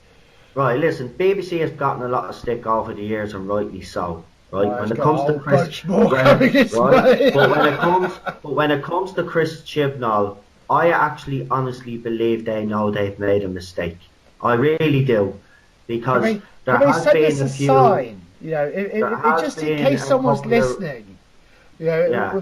we'll accept smoke signals. Can you just let us know? You know, don't worry about it. The Chibnall thing's going to be handled. We've got you. We've got your back. Doctor Who will be great again. You know, it would be appreciated, wouldn't it? Yeah, well, see, he's look at if fans think that Chibnall and Whittaker are staying around after 2020. They're delusional because they're gone No, after I'm not having it. 2020. No, I'm not having Because it. Series 12, I'm going to make a prediction right now. I made it last year for Series 11. The only problem with my prediction was I was right to a certain extent, but I was wrong at how bad it was going to be. Okay, I had predicted Series 11 was actually going to bomb, right? But I didn't actually think it would bomb this much. I'm going to make a prediction right now. How could you? The very first episode of Series 12 will be lucky if it gets 7 million in the overnights. That's how bad it's going to be. Yeah. Okay. Yeah. By episode 2, it's going to drop significantly to about 4 million, and then that's it. It's game over. I've gone for start at 5, finish at 3.5. You know, I think they so. They might get a bump, but certainly no more than 5 from the second episode. Well, I think what will happen is if they won't listen, if they won't change course, they're not going to listen. If they're going to serve up the same shit again, they're going to get the meal spat in their faces and they're even angry. And here's the thing: they're going to drag in, as we know already. It's already been confirmed that they're bringing back some old villains. Now let's talk about the episode resolution for a few minutes. Actually. Right. Okay. Being as we must. Right. Okay. Resolution was the New Year's special. I'll actually ask you, what did you think of that overall episode? What did you think of the episode resolution?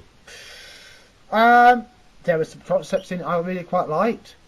I quite liked the manipulative kind of Dalek, but I think the scrapyard Dalek was a good idea but badly mishandled, and I think it should have behaved very differently to how it actually did, on the basis that it was made from Earth components. And also it really is a better explanation for how Dalek got defeated in the 9th century. And then we get to the episode itself and it's just running into the same problems, with Jodie and the diversity, and then that awful scene in GCHQ when basically it's the Dalek in a round room and they got to turn off the force field to tackle it, and there's 8 people and the Dalek can't hit one of them. I know. Impossible. I know. I know. And it was there simply to have, I felt, the diverse heroes lined up in front of a villain. I know. It had no other purpose than that. Now, on the matter of diversity, I'm going to say, look at that soldier scene with a critical eye and tell me what you see.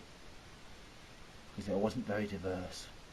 No. But, it really did feel like it was trying harder. Yeah, I will agree with you. I actually have to say, I think the Dalek in this episode, the voice, Nicholas Briggs, isn't it, who does the Dalek? And that was I think his performance was actually fantastic. His performance added 2 points to the score for the show on its own, simply because you can't deny that was Doctor Who.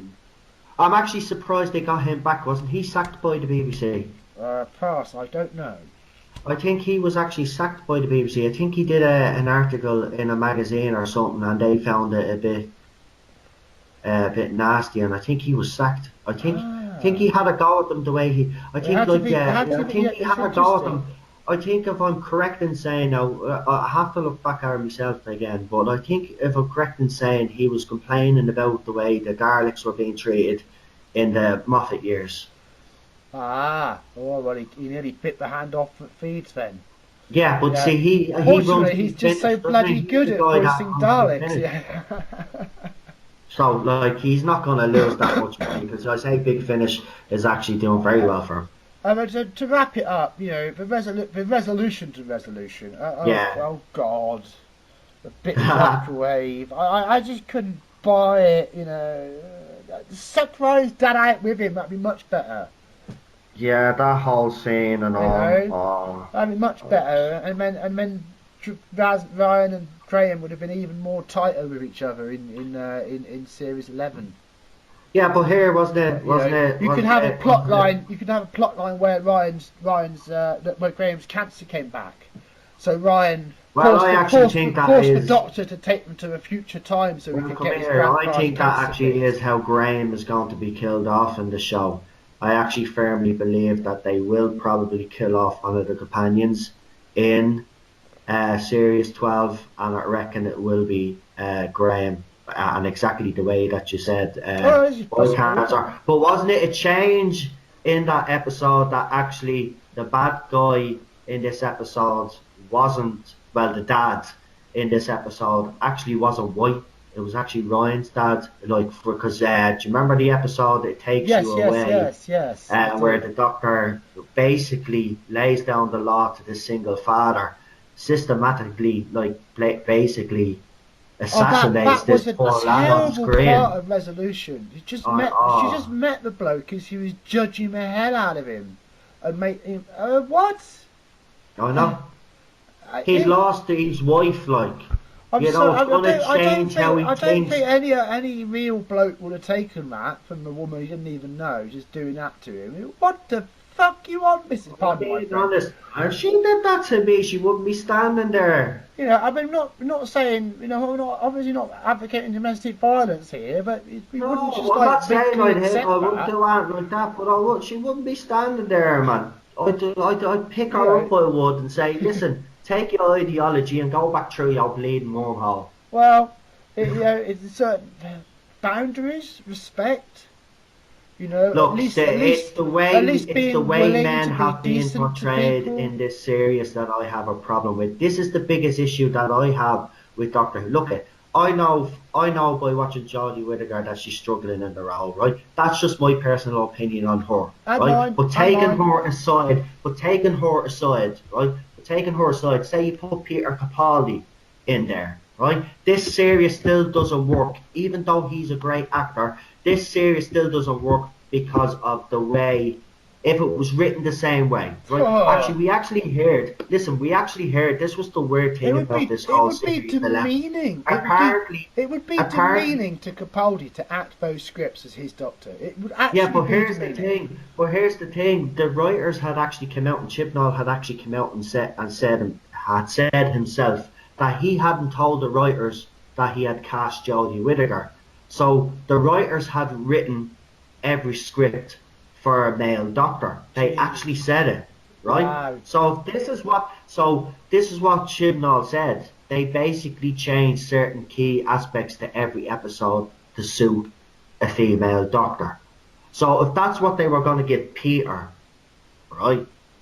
Okay, he Now, still well, we wouldn't have might been able understand to why he save. left. You know, yeah, we might. He still wouldn't have been able to save this show. That's the problem. It's the politics within this whole series. Well, It's the way politics they within perceive the certain industry. people, The certain politics within people the in the industry. white male gaze, as they say.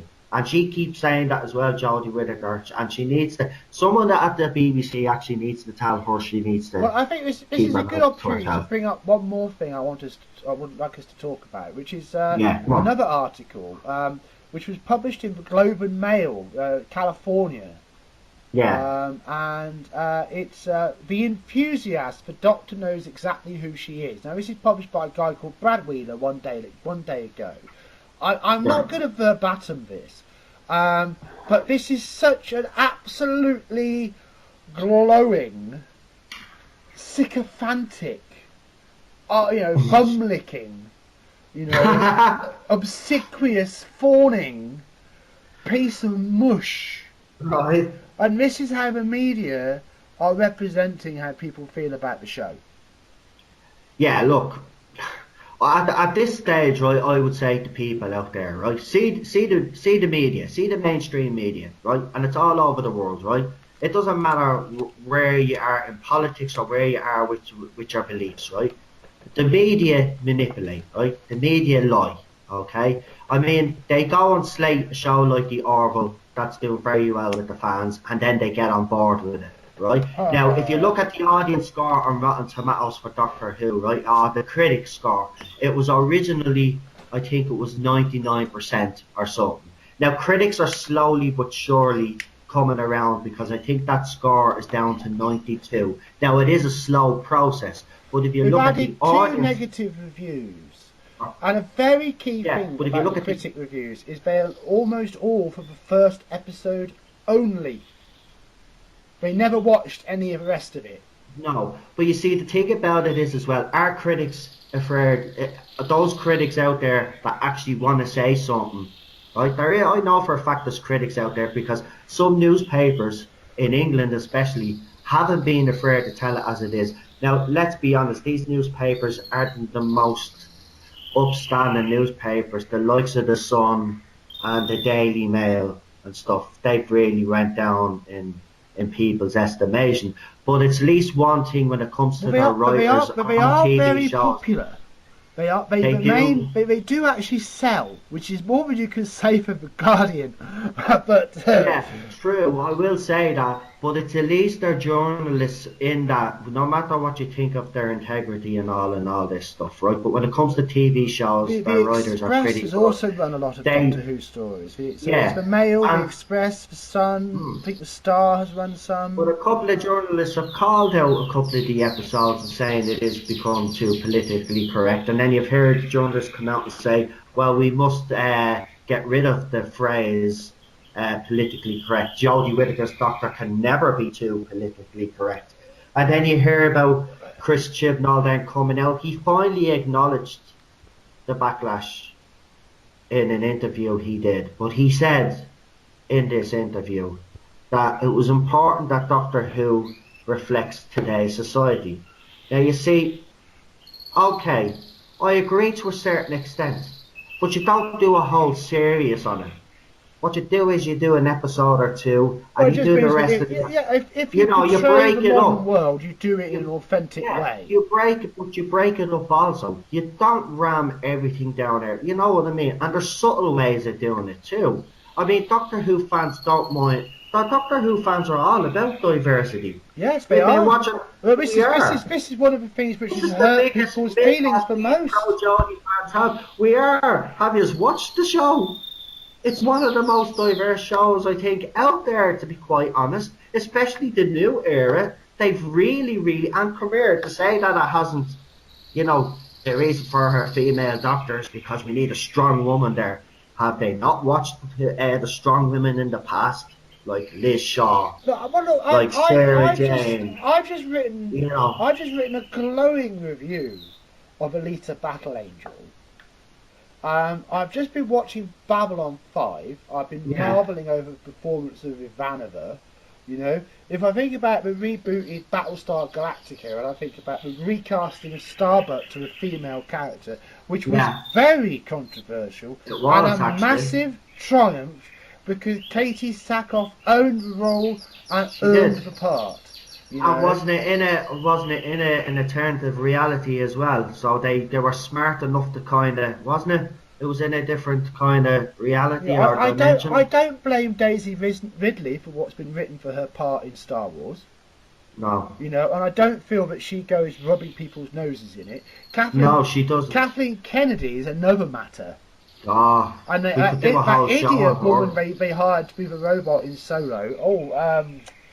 What is her name? She's a real, she's a bit of scatterhead kind of personality, but can't think of the actress at the moment. But she motion captured the robot for Solo, which was so overtly feminist it was ridiculous. Ends up destroying itself, starting a doomed prison that starts a doomed droid escape. You know. But anyway, look, I mean, I can think about so many ways in which women have been triumphs in science fiction. And Look, these are characters which are absolutely beloved I know, and by here's the the thing: very Jodie people. Whittaker keeps talking about when she was a girl and all. All she But seen was men in the superhero roles. Lies, yeah, lies. You already had Ellen Ripley in the Alien I went to see franchise. Wonder You Woman had when I was Sarah about Connor in the 5. Terminator movies. You There were, also had 80 TV shows like Wonder Woman, Bionic Woman, yeah. Cagney and Lacey. You had Murder She Wrote. You know, I Miss mean, Marvel. You had even if you all the think no about way. even if you think about a show like Charlie's Angels, right, which Yeah, is much criticised for its sexual idolization. But that was but that was society back then. I'm not saying society should move they on. were still but female characters doing the things that men normally do, and a show that was loved by men. No, I mean, look, society and you don't evolved, have to spew some feminist crap to get their agenda across. They just kick ass on screen. That show is older than Jodie Whittaker herself. Yeah, I know. So something is bloody wrong here. Right? Look, she comes out with these ridiculous statements because she needs to justify the rubbish that she's producing with Chris Chibnall. She needs to. All these people, that's what they do. They come out with some rubbish. It's like Leslie Jones when she found out there was Ghostbusters 3 happening. She came out and she basically said that's something Trump would do. Well, Doctor Who at the moment is suffering a grievous wound. Yeah, it is. And let's wound. Say the fans. Let's be honest here, right? We might all have different opinions, and social media might be a war zone right now. But let's all take a step back and remember that this is a 50-odd-year-old franchise that's going down the shitter. This is a show that has inspired a lot of young men. This is our culture. Yeah, it has inspired a lot of young girls also, because there has been strong women in Doctor Who. This was unnecessary for Doctor Who. You didn't need to give a woman the token role, because that's exactly what Jodie Whittaker is. She's a token role. No woman should ever have been able to play the Doctor. I'm being honest. I changed my opinion on that, because originally I said I wouldn't have minded Olivia Colman in the role. But watching Jodie Whittaker, this version of the Doctor, it doesn't matter. It takes something away. When you change the male character to a female character, you already lose something even before the character. How about this? Well, how about this as a plot line, right? I mean, I don't object to the change creatively, right? I mean, I don't kind of like a bit of a gimmick. I don't know. Okay, and my bigger concern is, okay, you do it, but then what? Because if you make the Doctor female and then you make the Doctor male again, but it's going to be a backlash when they do that. How do you win that one? And I feel that it's in a way it's a cheat, because all it actually does is it denies us another female character we could have had. Yeah, exactly. They could have done a split. That's what I mean. It does, because it's too late now. On that basis, what about a scenario so they can't actually? What about a scenario where E-Space opens up again, and the Doctor and Romana come back together, right? And it's amazing, and oh my god, and we can even have it so that like it's romantic, and we can restart the Time Lord race, but then have it that the Doctor is sucked away, and Romana is left in the universe with the TARDIS, and Romana has to work out how to get the Doctor back, and then at the end of that episode she puts her hat on or something and say, "Call me the Doctor." Do that. Do you know anything would be better now at this stage would sound good. I'd be at the idea that. See, here's the thing now that BBC have a problem, right? They have a problem, right? Because when Jodie Whittaker will be instructed, right? Even if they do sack her and they sack Chris Chibnall, what BBC will make sure is they'll get her to sign some sort of in triplicate in she will be told that she's leaving the role. She'll be told that she's to say that she's leaving the role, right? So it'll be softer landing for the fans, right? So those fans that love her won't be too hard. Well, they will be heartbroken. What am I talking about? It's going to be a tsunami of tears. We all bet our hides, because I tell you, when that happens, we'll all have to duck and cover, because nobody will be safe. SJW explosion. All joking aside, right? As I said, this is our culture. This is an institution, and it's being destroyed right now. I'm also going to point out something else. That's the sad thing. Do you think I want to be out there doing these videos and actually, having to explain myself on social media. You No, certainly I'd shouldn't be having to rather, I would defend rather yourself, sit you back know. and enjoy a TV show that Yeah. I've watched since I was a kid. But I can't because I'm being told as a white man I'm not worthy. I'm a horrible person, and I'm also a father of one. And before I was married, I was obviously a separated father, single father. So to be actually told as a single father, I'm a bastard. I You agree. know what I I agree, mean? That's Noel. what I that show agree. did to me. And I I, mean, yeah. I mean, I get it. It's personal. It's not something I normally put out there, but it is personal. in my Look, at family, today's fans come and go, right? They watch a franchise and then they move on. That's the difference between us as fans and them as fans. We in have my we family, have we have a invested single a lot. father. I've invested a lot of money, right? Not Oh, that I I care know. about Yeah. that, but I've invested a lot of my time, my emotions.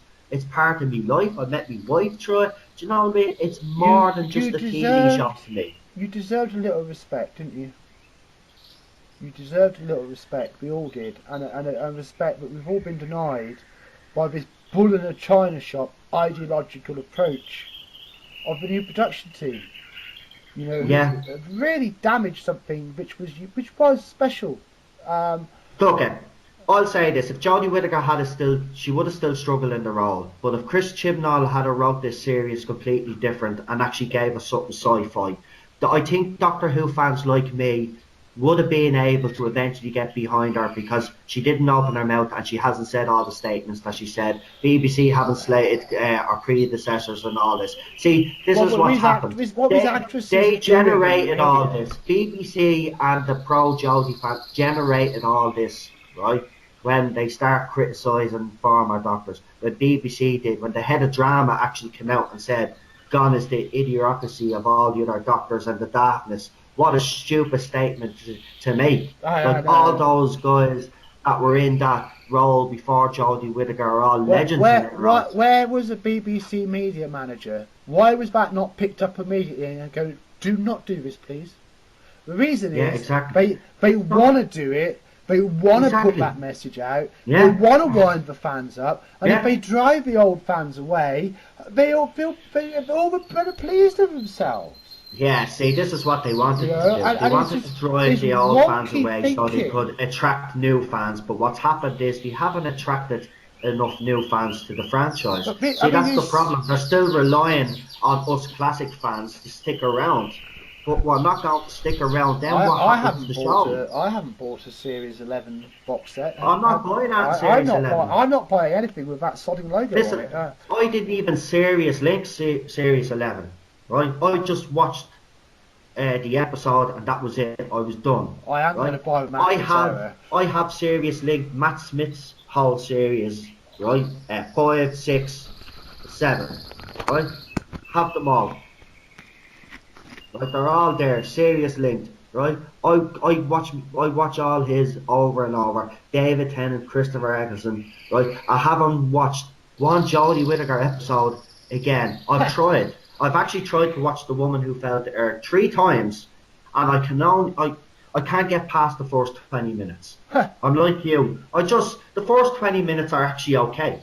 Okay? Yeah. I was saying, yeah, this actually might be I thought it was good. a bit different.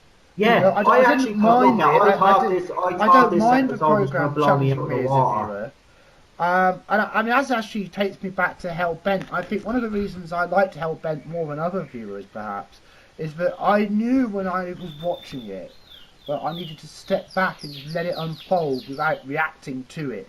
And I think that fans reacted to it very strongly as they watched the story for the first time, and then they didn't I kind of felt I got a different thing on it, you know. So I thought Moffat was courageous with Hellbent in many ways, but slightly distracting from the point here. We've had a very good talk around, Noel. We've really explored things really well. Let's have a think about coming towards an end to this chat. Is there anything in particular that you want to say on behalf of the Tardis Zone? Is there any particular aspects of that you want to get across to people? Well, I'll just tell people why I got into this in the first place because I think it is actually quite important. Please do. I got into this because I was on Facebook and I was attacked in a Doctor Who group. They had gotten into my personal Facebook page, took photographs of myself, my wife, and my daughter. Oh my God! And put nasty comments on the photos and basically edited the photos and put some disgusting things in my mouth and stuff like that. Oh my word!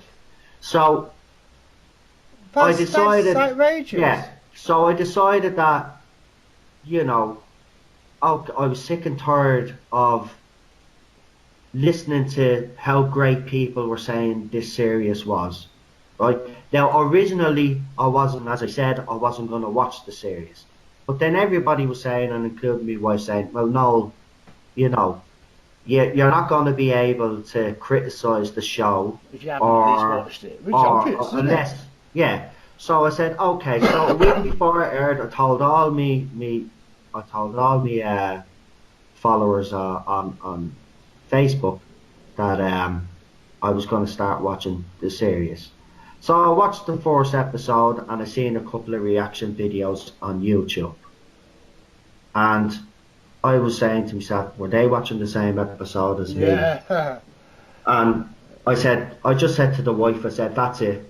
I says, I'm going to do it. And she goes, what? I says, I'm just going to set up a YouTube channel. I says, I'm just going to give my reaction, my point of view, and see where it goes from there. And that's basically why. I mean, look, people will say, well, did you really get on to, stick it back to the Pro Jodie fans? Yeah, there is a bit of that as well. Because I'll admit, I've always said, if you read my profile on Twitter, it actually says it. My opinions on my own, and I own them, and I do own. Well, I think bullying gets stood up to. Look, there's a difference. You're right. I don't go out and bully people. Okay, I don't, and I don't go out to seek out anybody. I haven't seen that in you, Noel. I mean, because I am a very experienced web admin. Yeah. Now, I'm not saying I've looked at your whole account in any kind of depth. Yeah. But I've interacted with you for a good couple of weeks on Twitter.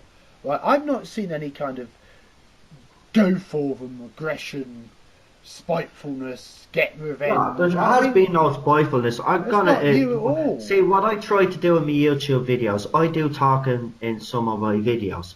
But I do a lot of slideshow videos. I think like a lot of us, maybe you feel quite a degree of frustration trying to communicate with the pro Jodie. Yeah. Fans. So, but what I try to do is I try to highlight the ridiculous comments from the media and from some of these fans, and it's actually some of the music I pick is deliberate. It's deliberate. I try to be.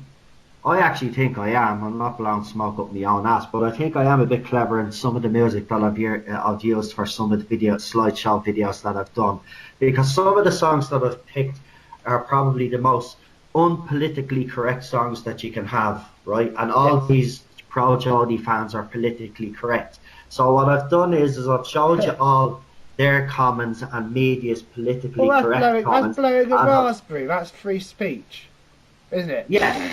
But that's what I've tried. Yeah. I've just tried to highlight, and I also do some celebration of the Doctor video, slideshow videos as well.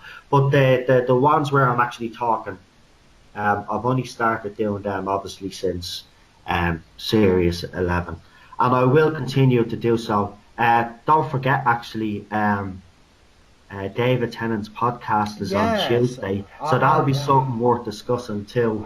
Well, maybe depends on what he's said in it, but apparently there's apparently a rumor now that he's gonna sugarcoat. It's gonna be a sugarcoated interview. He's not. I hate to say this, but David Tennant could damage his own reputation if he insists that Jodie is good at the Doctor. As the Doctor, against the significant part of the fan base's opinion. I think he could actually damage his own legacy. Yeah, I have my fingers crossed for him that he plays it safe, to be quite honest. He doesn't need to be getting involved in this anyway. I mean, from his own personal view, if he wants to say, a couple of words about it. Well, the That's thing fine. is, But don't, I feel that not my Doctor Who as a movement, that yeah, needs to get closer to the centre of the discussion. I am sort of, I'm new to the scene, but I am learning the connections, and I'm seeing yeah, various places where I feel that perhaps they're places that a debate could be hosted. yeah, Because I like chatting, and I'd be quite happy to debate some of the people, or potentially. yeah. Do you know Um, what would be great if but you I, could get all the top Doctor Who YouTubers into a room but together? my Wouldn't that concern, that'd be amazing well, because it would, then and well, why can't we? it would be brilliant. That would be a We fantastic. can. We just have to get them all to agree to do it. How's your cat herding skills, Noel? Are you really good at getting all a lot of cats in the same direction at the same time? Well, But what I'm I trying to mean, look, suggest we'll here give a is shout out there now if there's any Doctor Who what I'm YouTuber trying to that suggest actually here is is interested. because the fandom is still reaching to push back against the chilling Yeah, effect, trying to resist yeah. discussing the issues, right? Well, whole Uh, society is. I and the mean, whole you look at society, the yeah. Gillette ad as well. They did the But same where thing, might and we people are starting to be? fight back now. Where They're might sick of we it. be in 3 months, stroke 6 months? And we've still got Mhm. 11 months until series 12. Yeah, So I feel that we've got a lot of we're the ones who've got the ground that we can make in this debate, because we're not defending entrenched position, we're taking new ground, coming up with yeah, new perspectives and putting forward new points of view. Now I think that there is a danger that people like David Tennant, who are operating on a show business level in terms of their own social media bubble, who they listen to, who they get information from, may yeah. not be seeing what's actually developing, but we see it because we're at the sub level of fandom. Well, I will say this about everybody that has to play the Doctor that's still around. They seem to be very protective of each other lately. Well, they've always been very protective of each other. So I wouldn't be surprised if David Tennant does come across that way. It mightn't be. We don't know how David Tennant actually feels about Jodie Well, Whittaker's the Doctor. if he We've heard a few allows people. her, if he allows her to use his podcast as a soapbox for further I don't think he feminism, will. if that happens, I think that could really cause a stink.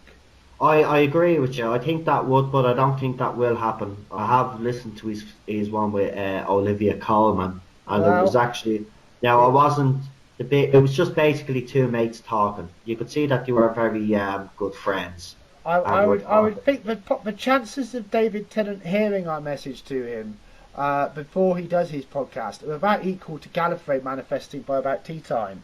But you never know. But we had the Uh, thought. We had the thought. We do wish him well. yeah, of And I course. hope I he mean, doesn't. I'm watching his new TV show, Camping. He's actually quite funny in that. But yeah, I mean, look, every single actor that's played the Doctor is obviously going to have a view on Jodie Whittaker. I mean, we know what Colin Baker's view is. He's made it extremely loud and clear what side of the camp he's on, and he hasn't faced that much of a backlash. The one that did face most of the backlash was Peter Davison when Because he, this is interesting. Back when Jodie was announced, or soon after, wasn't it? So yeah, middle of summer 2017. yeah, and I wouldn't even mind. He didn't even What say anything exactly did he extreme. say? He You might have it. What did he said he felt that by casting a woman as the Doctor, it would take something away as a role for model for boys, wasn't it? for a role model for boys, something to that effect, I right? mean, he got SJW bitch slapped. Yeah, and then his final tweet was Oh, come on here! something I'm leaving all this toxicity behind, and then he said, and then he left, and he hasn't been back since. I mean, look. No, I mean, That was the guy. no. So, but this goes to show you, right? Because at this point, actually, does need to be highlighted. Because I think fans actually missed this point. That was a guy that played the type of role that they all claim they love, right? Yeah. That was a guy that played the Doctor. Yeah. Yeah. Yeah. And they went after him and they bullied him off social media. But These are the same fans. That wasn't just fans, though. It was wider feminists all Yeah, over, I do wasn't agree it? with you, but let's be honest. But I mean, that was like must have been like a ton of bricks. It was the majority of these new style fans. I don't like them. They've got this way of looking at society which is all wrong, and I'm going to say it. It is all wrong. You all need to take a step back here. Well, for you a are minute. allowed to say that, Noel. You are definitely allowed to say that. You could say that it's all wrong. Yeah, exactly. People are going to say I'm wrong, I'm a dinosaur, and I should drag myself into 2019. I mean, I'm going to put my Aslan's army hat back on here for a moment, because I say my group, which across platforms is about 5,000 strong, our network. Yeah. We recognise that there is a global cultural revolution underway. It's not coming; we're in the middle of it. Yeah. If I could do one thing, I wish I could get my perspective across to the SJW Projo fans of Doctor Who, and really get them to understand what's happening with Ghostbusters now being remade. Yeah. What's happening with Disney? Yeah. Going in full retreat, falling back to the classic series, and cancelling current movies until the episode 9 shitstorm has passed. Yeah. What's happening with Star Trek? Where it's now been exposed that not only the J.J. Abrams films, but the new Discovery series as well, are contractual fakes. And apparently masquerading as authentic Star Trek. Apparently also Picard is not supposed to be canon either. They're lying to the fans there. So Disney tried to steal the Star Wars fan movie. The only way they could make these series to set them in what's actually an alternative timeline, and to make them at least 25% different.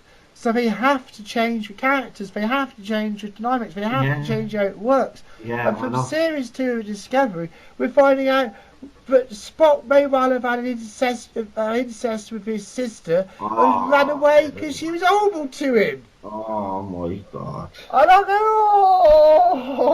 See, I stopped watching Discovery after the first 5 episodes of Series 1. Are you telling me that's what they put Spock in Series 2? They've done that to Spock in Series 2. Yeah, seriously. Oh, Leonard Nimoy, I'm sorry. Well, it's a good job he's dead. Jesus Christ, Leonard Nimoy. And so, we think we got it rough. I think that Series 12 will resolve the issue. It ain't going to be Series 13 of this.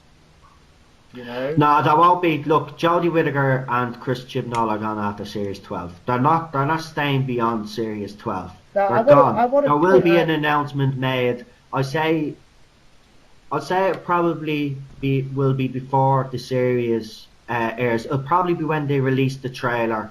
There will be an announcement shortly after that the two of them are stepping down. I don't see them staying past 2020. I really agree with you. I think we're just totally on the same page, and I think pretty much everybody listening to this will probably be on that page too. And I'm going to just take the floor once more here, Noel. You can consider this my closing statement. But I just want to make one observation. Now, look, I don't say this to politicise Doctor Who, and I truly recognise that people right across the political divide like Doctor Who, right? But given that as it may, I would like to point out that Brexit is taking place. Yeah. And that by the time we get to Series 12, we're going to be 8 months after Brexit, and it may very well be that if Series 12 is full of the kind of Euro speak speak, it could come across as some major bum notes. And what they might get away with as a snide joke in the New Year's special. What the hell have we done to UNIT? Why? I know. But leaving that aside, that was a throwaway line and but that might actually cause some serious public dislike. Not only that, but the BBC itself is compromised seriously, and looks like it's being seduced to move its headquarters to Brussels. And that's not a joke, Not only that, they want to put the TV licence up for pensioners. Right. I mean, when I Well, they're talk not. about means testing and abolishing the TV license, I mean, we're talking about free TV license. At the moment, it's free. They want to, they want to make more money by charging pensioners TV license. That's ridiculous. And again, not to politicise the BBC, but let's be fair, right? When the British state has wanted the situation managed, the BBC has tended to be malleable at various points through history. Mm-hmm. Now, there is a very controversial figure called Tommy Robinson. Yeah. He was jailed last year. A lot of people say he committed a crime. Funny thing is, he's now out of jail and they can't find any crime to charge him with, and it's like the trial never took place. Because that was something wrong took place there. I happen to have been aware of what was being streamed at the time. I mean, again, it's politics, that's not important. But Tommy Robinson as a figure, right now, has a countdown going, and in 13 days' time, he's releasing his own exposure of Panorama, and from what I've seen from it so far, he's got Panorama colluding with far left groups in order to try and do a stitch up on him. So, all of these reasons, fake news, and the BBC's general condescending elitism to the British people, and why the hell we're paying celebrities so much to be idiots on primetime television. There are a lot of questions that people have about the BBC, and the world of television is changing very, very quickly, and the amount of choice makes what the BBC is offering for its licence fee look somewhat inefficient, to say the least. So reality is catching up on the BBC's presumption of invulnerability in its place in British society. Who knows how that will all shake out? And if Doctor Who's hitting bum notes in Series 12, who knows? It may well connect to some wider political scandal involving the BBC. So I want to put those thoughts into the mix. Well, let's be honest, BBC have been full of scandal the last few years. We won't mention the man's name, who should never be mentioned again. But we all grew up... That bastard. Yeah, we all grew up watching him as kids and thought he was a great role model. And we know what he got up to in BBC studios and stuff. Look, this is the thing. This is how this all came about, okay? That incident happened and BBC had to be seen to do something. So they overhauled the BBC, and as you said yourself... Actually, the BBC got caught out trying to squish it, actually. Yeah, they did. That's what I mean. Yeah, so then they had to come up with something definite fast. Well, here's the sickening thing that people actually tend to forget. Do you remember when Jimmy Savile died, they had that night on the BBC where they did everything, TV shows that Jimmy Savile had done, and they ran with the shows every night. I know thousands of people who will never let them forget it, Noel. Yeah, and here's the thing. The BBC had already known that this was going to come out, but yet didn't shelve those shows and still showed them, and then gave a pathetic apology. This is why we're in the situation we're in now. BBC were needed to be seen to be doing something, and also the organisation needed to be seen to be changed. I am mindful of what I say in terms of things I put on the internet, whether it's written or spoken. So I'm not one to go bandying any names or theories about, but I think there is generally a feeling that we've never had anything like the full story on that behaviour riddling the entertainment sector. Look, it's rife everywhere. It's even in Hollywood. But what's happened is a group of feminists have grabbed onto the meeting. Well, I'll say radical feminists, because I will have to say that I'm not against any sort of woman who wants to be, inspire to be better than what she is. Everybody should. Everybody should be equal anyway. That's not even a question. Do you know what I mean? But I don't know. Well, but what I can say to what you just said, Noel, is that the social debate in the USA, especially in the last 6 months, has never been more explosive on these questions.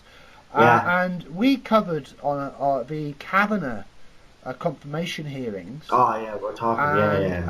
And I listened. I listened live all through the day to the Christine Blasey Ford testimony, followed by the unbelievably moving, thunderous response from Brett Kavanaugh, and how, for really nasty, vicious political warfare reasons, there's no other way of explaining it. Yeah, but the people supporting those allegations being brought forward amongst the Democrats did not care a single damn about due process of any kind. Exactly, but that's what I mean. It's trial by media now. We have a reverse situation with what was it, Alabama, Atlanta. I'm hazy on details this afternoon. Yeah. But there's a governor and also an attorney general. One's white, one's black. Right. The white guy is accused of blackface. The black guy is accused of something sexual, I think. And then it's a complete reverse. Like, unfounded allegations. What happened to believe all women? Yeah, I know. Well, I'll tell you what happened. It failed. By media now. It failed to scalp Brett Kavanaugh. And again, it's way too political for this podcast. But where's Ruth Bader Ginsburg? You may not even know who that is. Another Supreme Court justice, a very elderly lady. And if she passes away, Trump gets another pick. So the Democrats it's total warfare in the USA in terms of a cultural and political arena. Exactly. Thank God that America is a place where there's a lot of people who stand up for the law and where it hasn't become some awful civil war. But it would be naive to say it would be impossible for the wrong circumstances to spark a disaster. Yeah. I don't know. Well, these issues of sex and race and men becoming so highly charged. To me, what's happened? Look. We all know in the film industry. We also know in the TV industry that women haven't been particularly treated very well. Let's be honest. We all know that. It's not an unknown fact. The problem, the thing is, it's that everybody has known about it, but nobody has done anything about it, right? Now people have decided to do something about it, but these radicals latch on then to these groups, and then they completely take them over, and then it becomes a witch hunt. Then innocent men and women are in the crossfire. Remember, feminists, right, or radical feminists, right, are no different to the people that are trying to stop men, right? Because they tell women what to wear. Well, no, it's funny. They tell women how they should act. If you step back at it and look at the kind of people they are, the ones that don't seem to have something broken inside, the ones who have their eyes on alert, they're very masculine females. Radical feminists. But actually, I believe, at least on some level, they're aware that they're engaged in a counter-propaganda campaign to undermine men to advantage themselves. And that is a very male way of thinking. Yeah, it is. It actually is.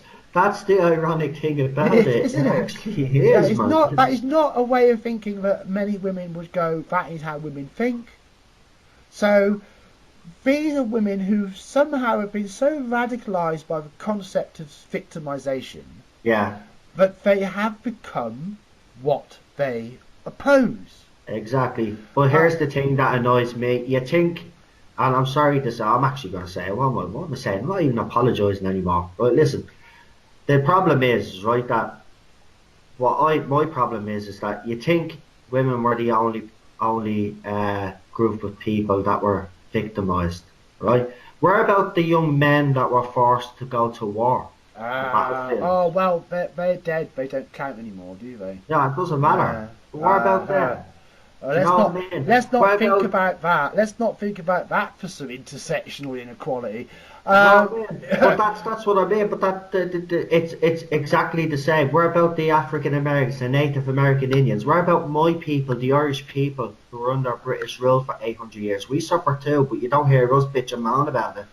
Well, Do you know what I when mean? I'm not You have to watching, get on with it. If you want to further women's rights, okay, and you want women to be at the level that they should be at, whereas everybody is equal, then you go out and you create things for these women to do. You create roles for women. You don't take roles away. You create you know what I mean? You inspire women to want to do better, but you don't have to do it in a way where but hate men. It's all about men. You know what I mean? Keep that out of it. You don't need that side of it. All you just need to do is to inspire to be a better person, to be that person that you want to be. And nobody has the right to tell you, man or woman, has the right to tell you what you can and can't achieve in life. You can achieve whatever you want to.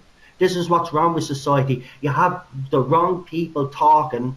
You have the wrong people in the media that are influencing the way society should go. And our young kids, remember one thing, right, folks? Our kids are absorbing all this right now. That is the thing that gets me. You know, right? when people say, "Why does this matter?" And you know, anything to do with children will always motivate me to get involved. And what kind of adults are they going to be? Absolutely. Seriously, you can hear them right now as kids. I mean, I've had tweets where people. I'll actually give you an example. Some person actually wrote up that I heard someone said Peter Capaldi was a beautiful man. What is he? More like 90. That's ageism. Right, from a 24-year-old girl. And then I went into the thread to have a look because there was a couple of Doctor Who fans in there defending Peter. And then the rubbish they were coming up with. One claiming that it's actually Peter's fault that this generation is so messed up because the parents were really bad parents. I think, you know, as objectively as I can be, I would say that Peter Capaldi was a devilishly handsome man who had fantastic charisma. Of course he was. You know?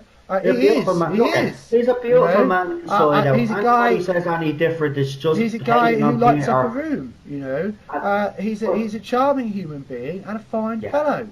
And if you want to find him sexy, then there's nothing to stop you. Pro Geordie fans know that Peter Capaldi's a beautiful man inside and out, right? The only reason why they're picking on him because he's the easy target of the whole lot of them. They can't pick on Matt Smith because his era. He's got younger fans. It's not as flawed as Peter's, but they won't go after Matt because he was a good doctor and he had a lot of fans. They won't go after David Tennant either because he had a lot of fans. They won't go after Christopher. The only one they go after is Peter because his era is flawed and because his era had the lowest numbers of those previous doctors. So that's why they go after him. They ought to be, and I said it in the last video and I'm going to say it here, you ought to be ashamed of yourselves. That was a guy unfortunately, that kind of ageism is more suited to the youth wing of the People's Revolutionary Party of Maoist China. Yeah, you know, exactly. You know, people need to cop onto themselves. The messages like Kylo Ren. You know, what was it? Forget the past, destroy it if you have to. Look, how dangerous heavy ideas are. Everybody wants an inclusive world for everybody. Everybody wants everybody to be equal. Doctor Who fans especially, right?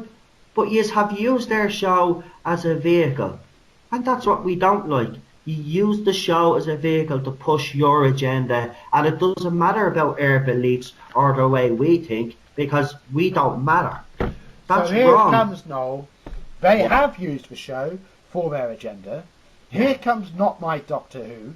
Here comes the pushback. Here comes a year to build momentum. So that when Series 12 hits, we are very vocally and audibly there. So that when it goes like we say it will, the BBC will be forced to admit the show has to change. No more. But listen, folks. Remember one thing, right? Okay, you might say, oh, well, Series 12 comes around, all you're going to do is Well, all the hate on BBC it, can make our right? lives easy. They No, could just give an listen, this is what's announcement going to now happen. and say Chibnall will end We're at the going to end of give Series Series 12 a 12. go like we gave Series 11 a go, right? Well, yeah, ultimately we will, But because we're we Doctor Who already know fans. they're going to double down, but we will go into it and we will Oh, give it a go God. because we're Doctor Who fans. Listen, people say to me and say to you probably and say to every other YouTuber and blogger out there that have a problem with Series 11. Well, you're not a Doctor Who fan, well, don't watch, What are we right? going to have? A Now, couple of eloping Sontarans who are having a love affair? I don't, Now, here's the thing, what are we right? going to Here's the do? thing, Pius. I'm a fan of over 30 years, and the same most people that have that you talk to, that you accuse of not being Doctor Who fans, have watched Doctor Who for a long time, or have watched it since Definitely some 2005. miles I have under no us, yeah. problem with anybody that's watched it just since 2005, you know, but I would urge you, if you haven't watched any of the classic era, I would say watch the classic era. But here's the problem, right? Here's the problem. Jodie Whittaker and Chris Chibnall, right, have done what Star Wars failed to do, what Ghostbusters failed to do, even, right? They produced the best bit of political propaganda, social warrior, SJW, NPC Yeah. crap, right? And they have produced a masterpiece in that, if you look at it from their eyes, right? Okay, now here's the thing. You might say, we will give the show a chance. We all hope as Doctor Who fans that she proves us all wrong and that for the second series that she actually blows it out of the water and Chris Chibnall as a writer can actually produce the best sci-fi that he can produce, right? We hope he does that, but we know that's not what's going to happen. And that is the problem, right? But we will give the show a chance, we will watch, but we're not going to sugarcoat it. We're going to tell it as it is, and that's the problem with these fans. They don't like when someone tells it as it is because they like everything sugarcoated. And I'm sorry, but I don't live in a world where everything needs to be sugarcoated. I mean, I even remember reviewers back in the day when a film came out, they didn't like the film. They slated the film. They slammed the Yeah, film. You yeah. look at any film reviewer now, they all come out and they praise the movie because they're all being paid by these big corporations and it's all easy. Here's a few quid. Say something nice about our movie. You're not getting a true. You're not getting a true review, right? So that's why people like Ballstrick, people like yourself, uh, uh, that want to spread the word. Yous are important. You know, the word needs to be. You know, you need a true review, and that's Yeah. what these Yeah, people that's what try to we're give. trying to give. I want to say, I want to thank you ever so much for your time this afternoon, Noel. You may not be It's been a aware, but we pleasure. have spoken for about 2 hours, 15 minutes. Wow. So hopefully we haven't given people too much to chew on. No. But I think we probably should wind this up there. We've had a Yeah, good romp. we have. Um, I would love to speak to you again sometime. I'd love to do it. Yeah. Perhaps we could do something focused solely on talking about the classic series and things that we found good about it. I think I might enjoy that very much to Yeah, discuss that with I'd you. actually enjoy that as well. It'd be nice to talk about, yeah, the classic series, or even, you know, Oh, you know, earlier New Who, and I want to make. yeah, I believe in my final word here is that I am still enjoying Doctor Who. I want to make, this has not ruined Doctor Who for me. Just last night I watched City of Death, which I didn't realise was shown the year you were born, Noel, mm, 1979. And to yeah, me, it's one of the stories I remember best 1979. as a child because I'm a little bit older than yourself. Not by too Yeah, much, but by enough, you know. You know, I think it's been great. I think we've covered the issues well for people, and this is part of building testimony of the Not My Doctor Who page on Facebook, Not My Doctor Who HQ. We also have a Facebook chat, which you can ask to join from the Not My Doctor Who page. Noel, where do you want to send people? To your Twitter, the Tardis Zone, at the Noel underscore Tardis Zone United, isn't it? at Noel underscore United, or the Tardis Zone, the official YouTube channel. Um, it's actually wrote down that way, so you have to write in the Tardis Zone official YouTube Well, channel. if we work out a way to get this recording to you, you're quite happy as far as we're concerned to stick it on your channel as well. Oh well, I'll definitely I will definitely stick it up. Crack in. Open invitation to more fans to reach out to Not My Doctor Who. We'll do more of these chats. So, yeah, exactly, and I would strongly recommend that you do this. If you want to talk about your true feelings of Doctor Who and stuff, I'd recommend doing this. This has been fantastic, actually. To be quite honest. I'm glad you've enjoyed the opportunity to have a good Well, talk. I just wanted to come on anyway because people just see me in about a 20-minute video and never get to actually, so they've heard me for a long time now. So you should know what I'm like now. But listen, I just want to give one last word and say to Pro Jodie supporters, because this is the kind of person I am now, because she's not made me this way, but it doesn't bother me. I just like to say we're sticking around. We're not going anywhere. No, we're not going anywhere. Right. What do we mean going anywhere? I just want to say something. Yours will be gone before we're gone. Well, that's the underlying truth, isn't it? Because there is a real Doctor Who, and it is our Doctor Who. And we won't have it any other way. Well, Ghostbusters fans, listen. Ghostbusters fans got their franchise back. We will get ours back. We are going through emotions, I think. More than anything else, we are going through emotions.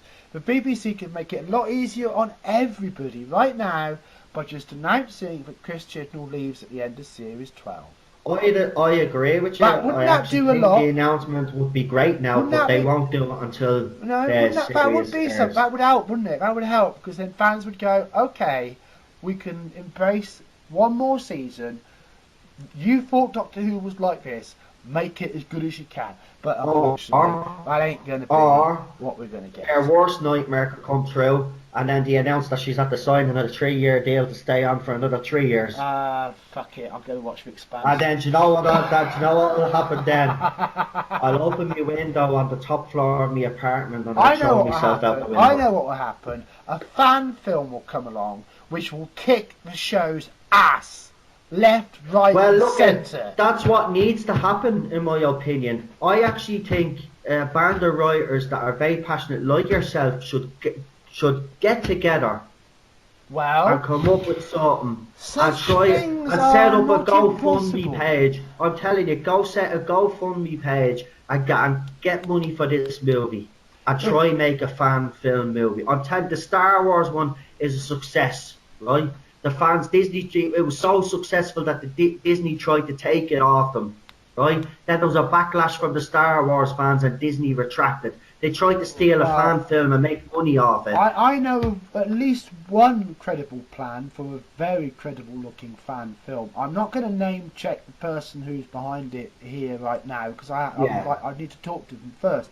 But I can say this with confidence, that if anybody has experience as a cameraman or as a director, and if they got in touch with us via Not My Doctor Who Facebook page, we could connect them with somebody who has a credible prospect for something that could happen this summer. I'll just leave that there. I don't think I can say more right now, but certainly, I don't think it's impossible. I think it will actually happen. And I think it will happen as a reaction to the show, because it's a natural. Well, I think we're not going anywhere. What else are we going to do with ourselves, Noel? Well, true, but I think you strike while the fandom is like this now, because what would happen is if you can actually bring this movie or bring the TV show out before the current series, the Series 12 comes out, it could do serious damage to Series 12 then, because people will get behind the fan. Wow. So you have to use your head. This is the time to strike right now. Star Wars fans are very clever. They made the fan film at the right time. They struck at the right time. Doctor Who fans that can write, that can direct, that can have great ideas, but need to get them done. For those who feel as we feel and who seek as we seek, the Doctor Who, Not My Doctor Who Facebook page is right there. We're going to wind it up here. Aslan's Yeah. Army thanks you very much, Noel. It's been No wonderful. problem. It's been a pleasure. So we will say goodbye. Thank you very much. Cheerio. No problem. Thank you, I'll everybody. see you, and thanks a lot. Bye bye. Bye.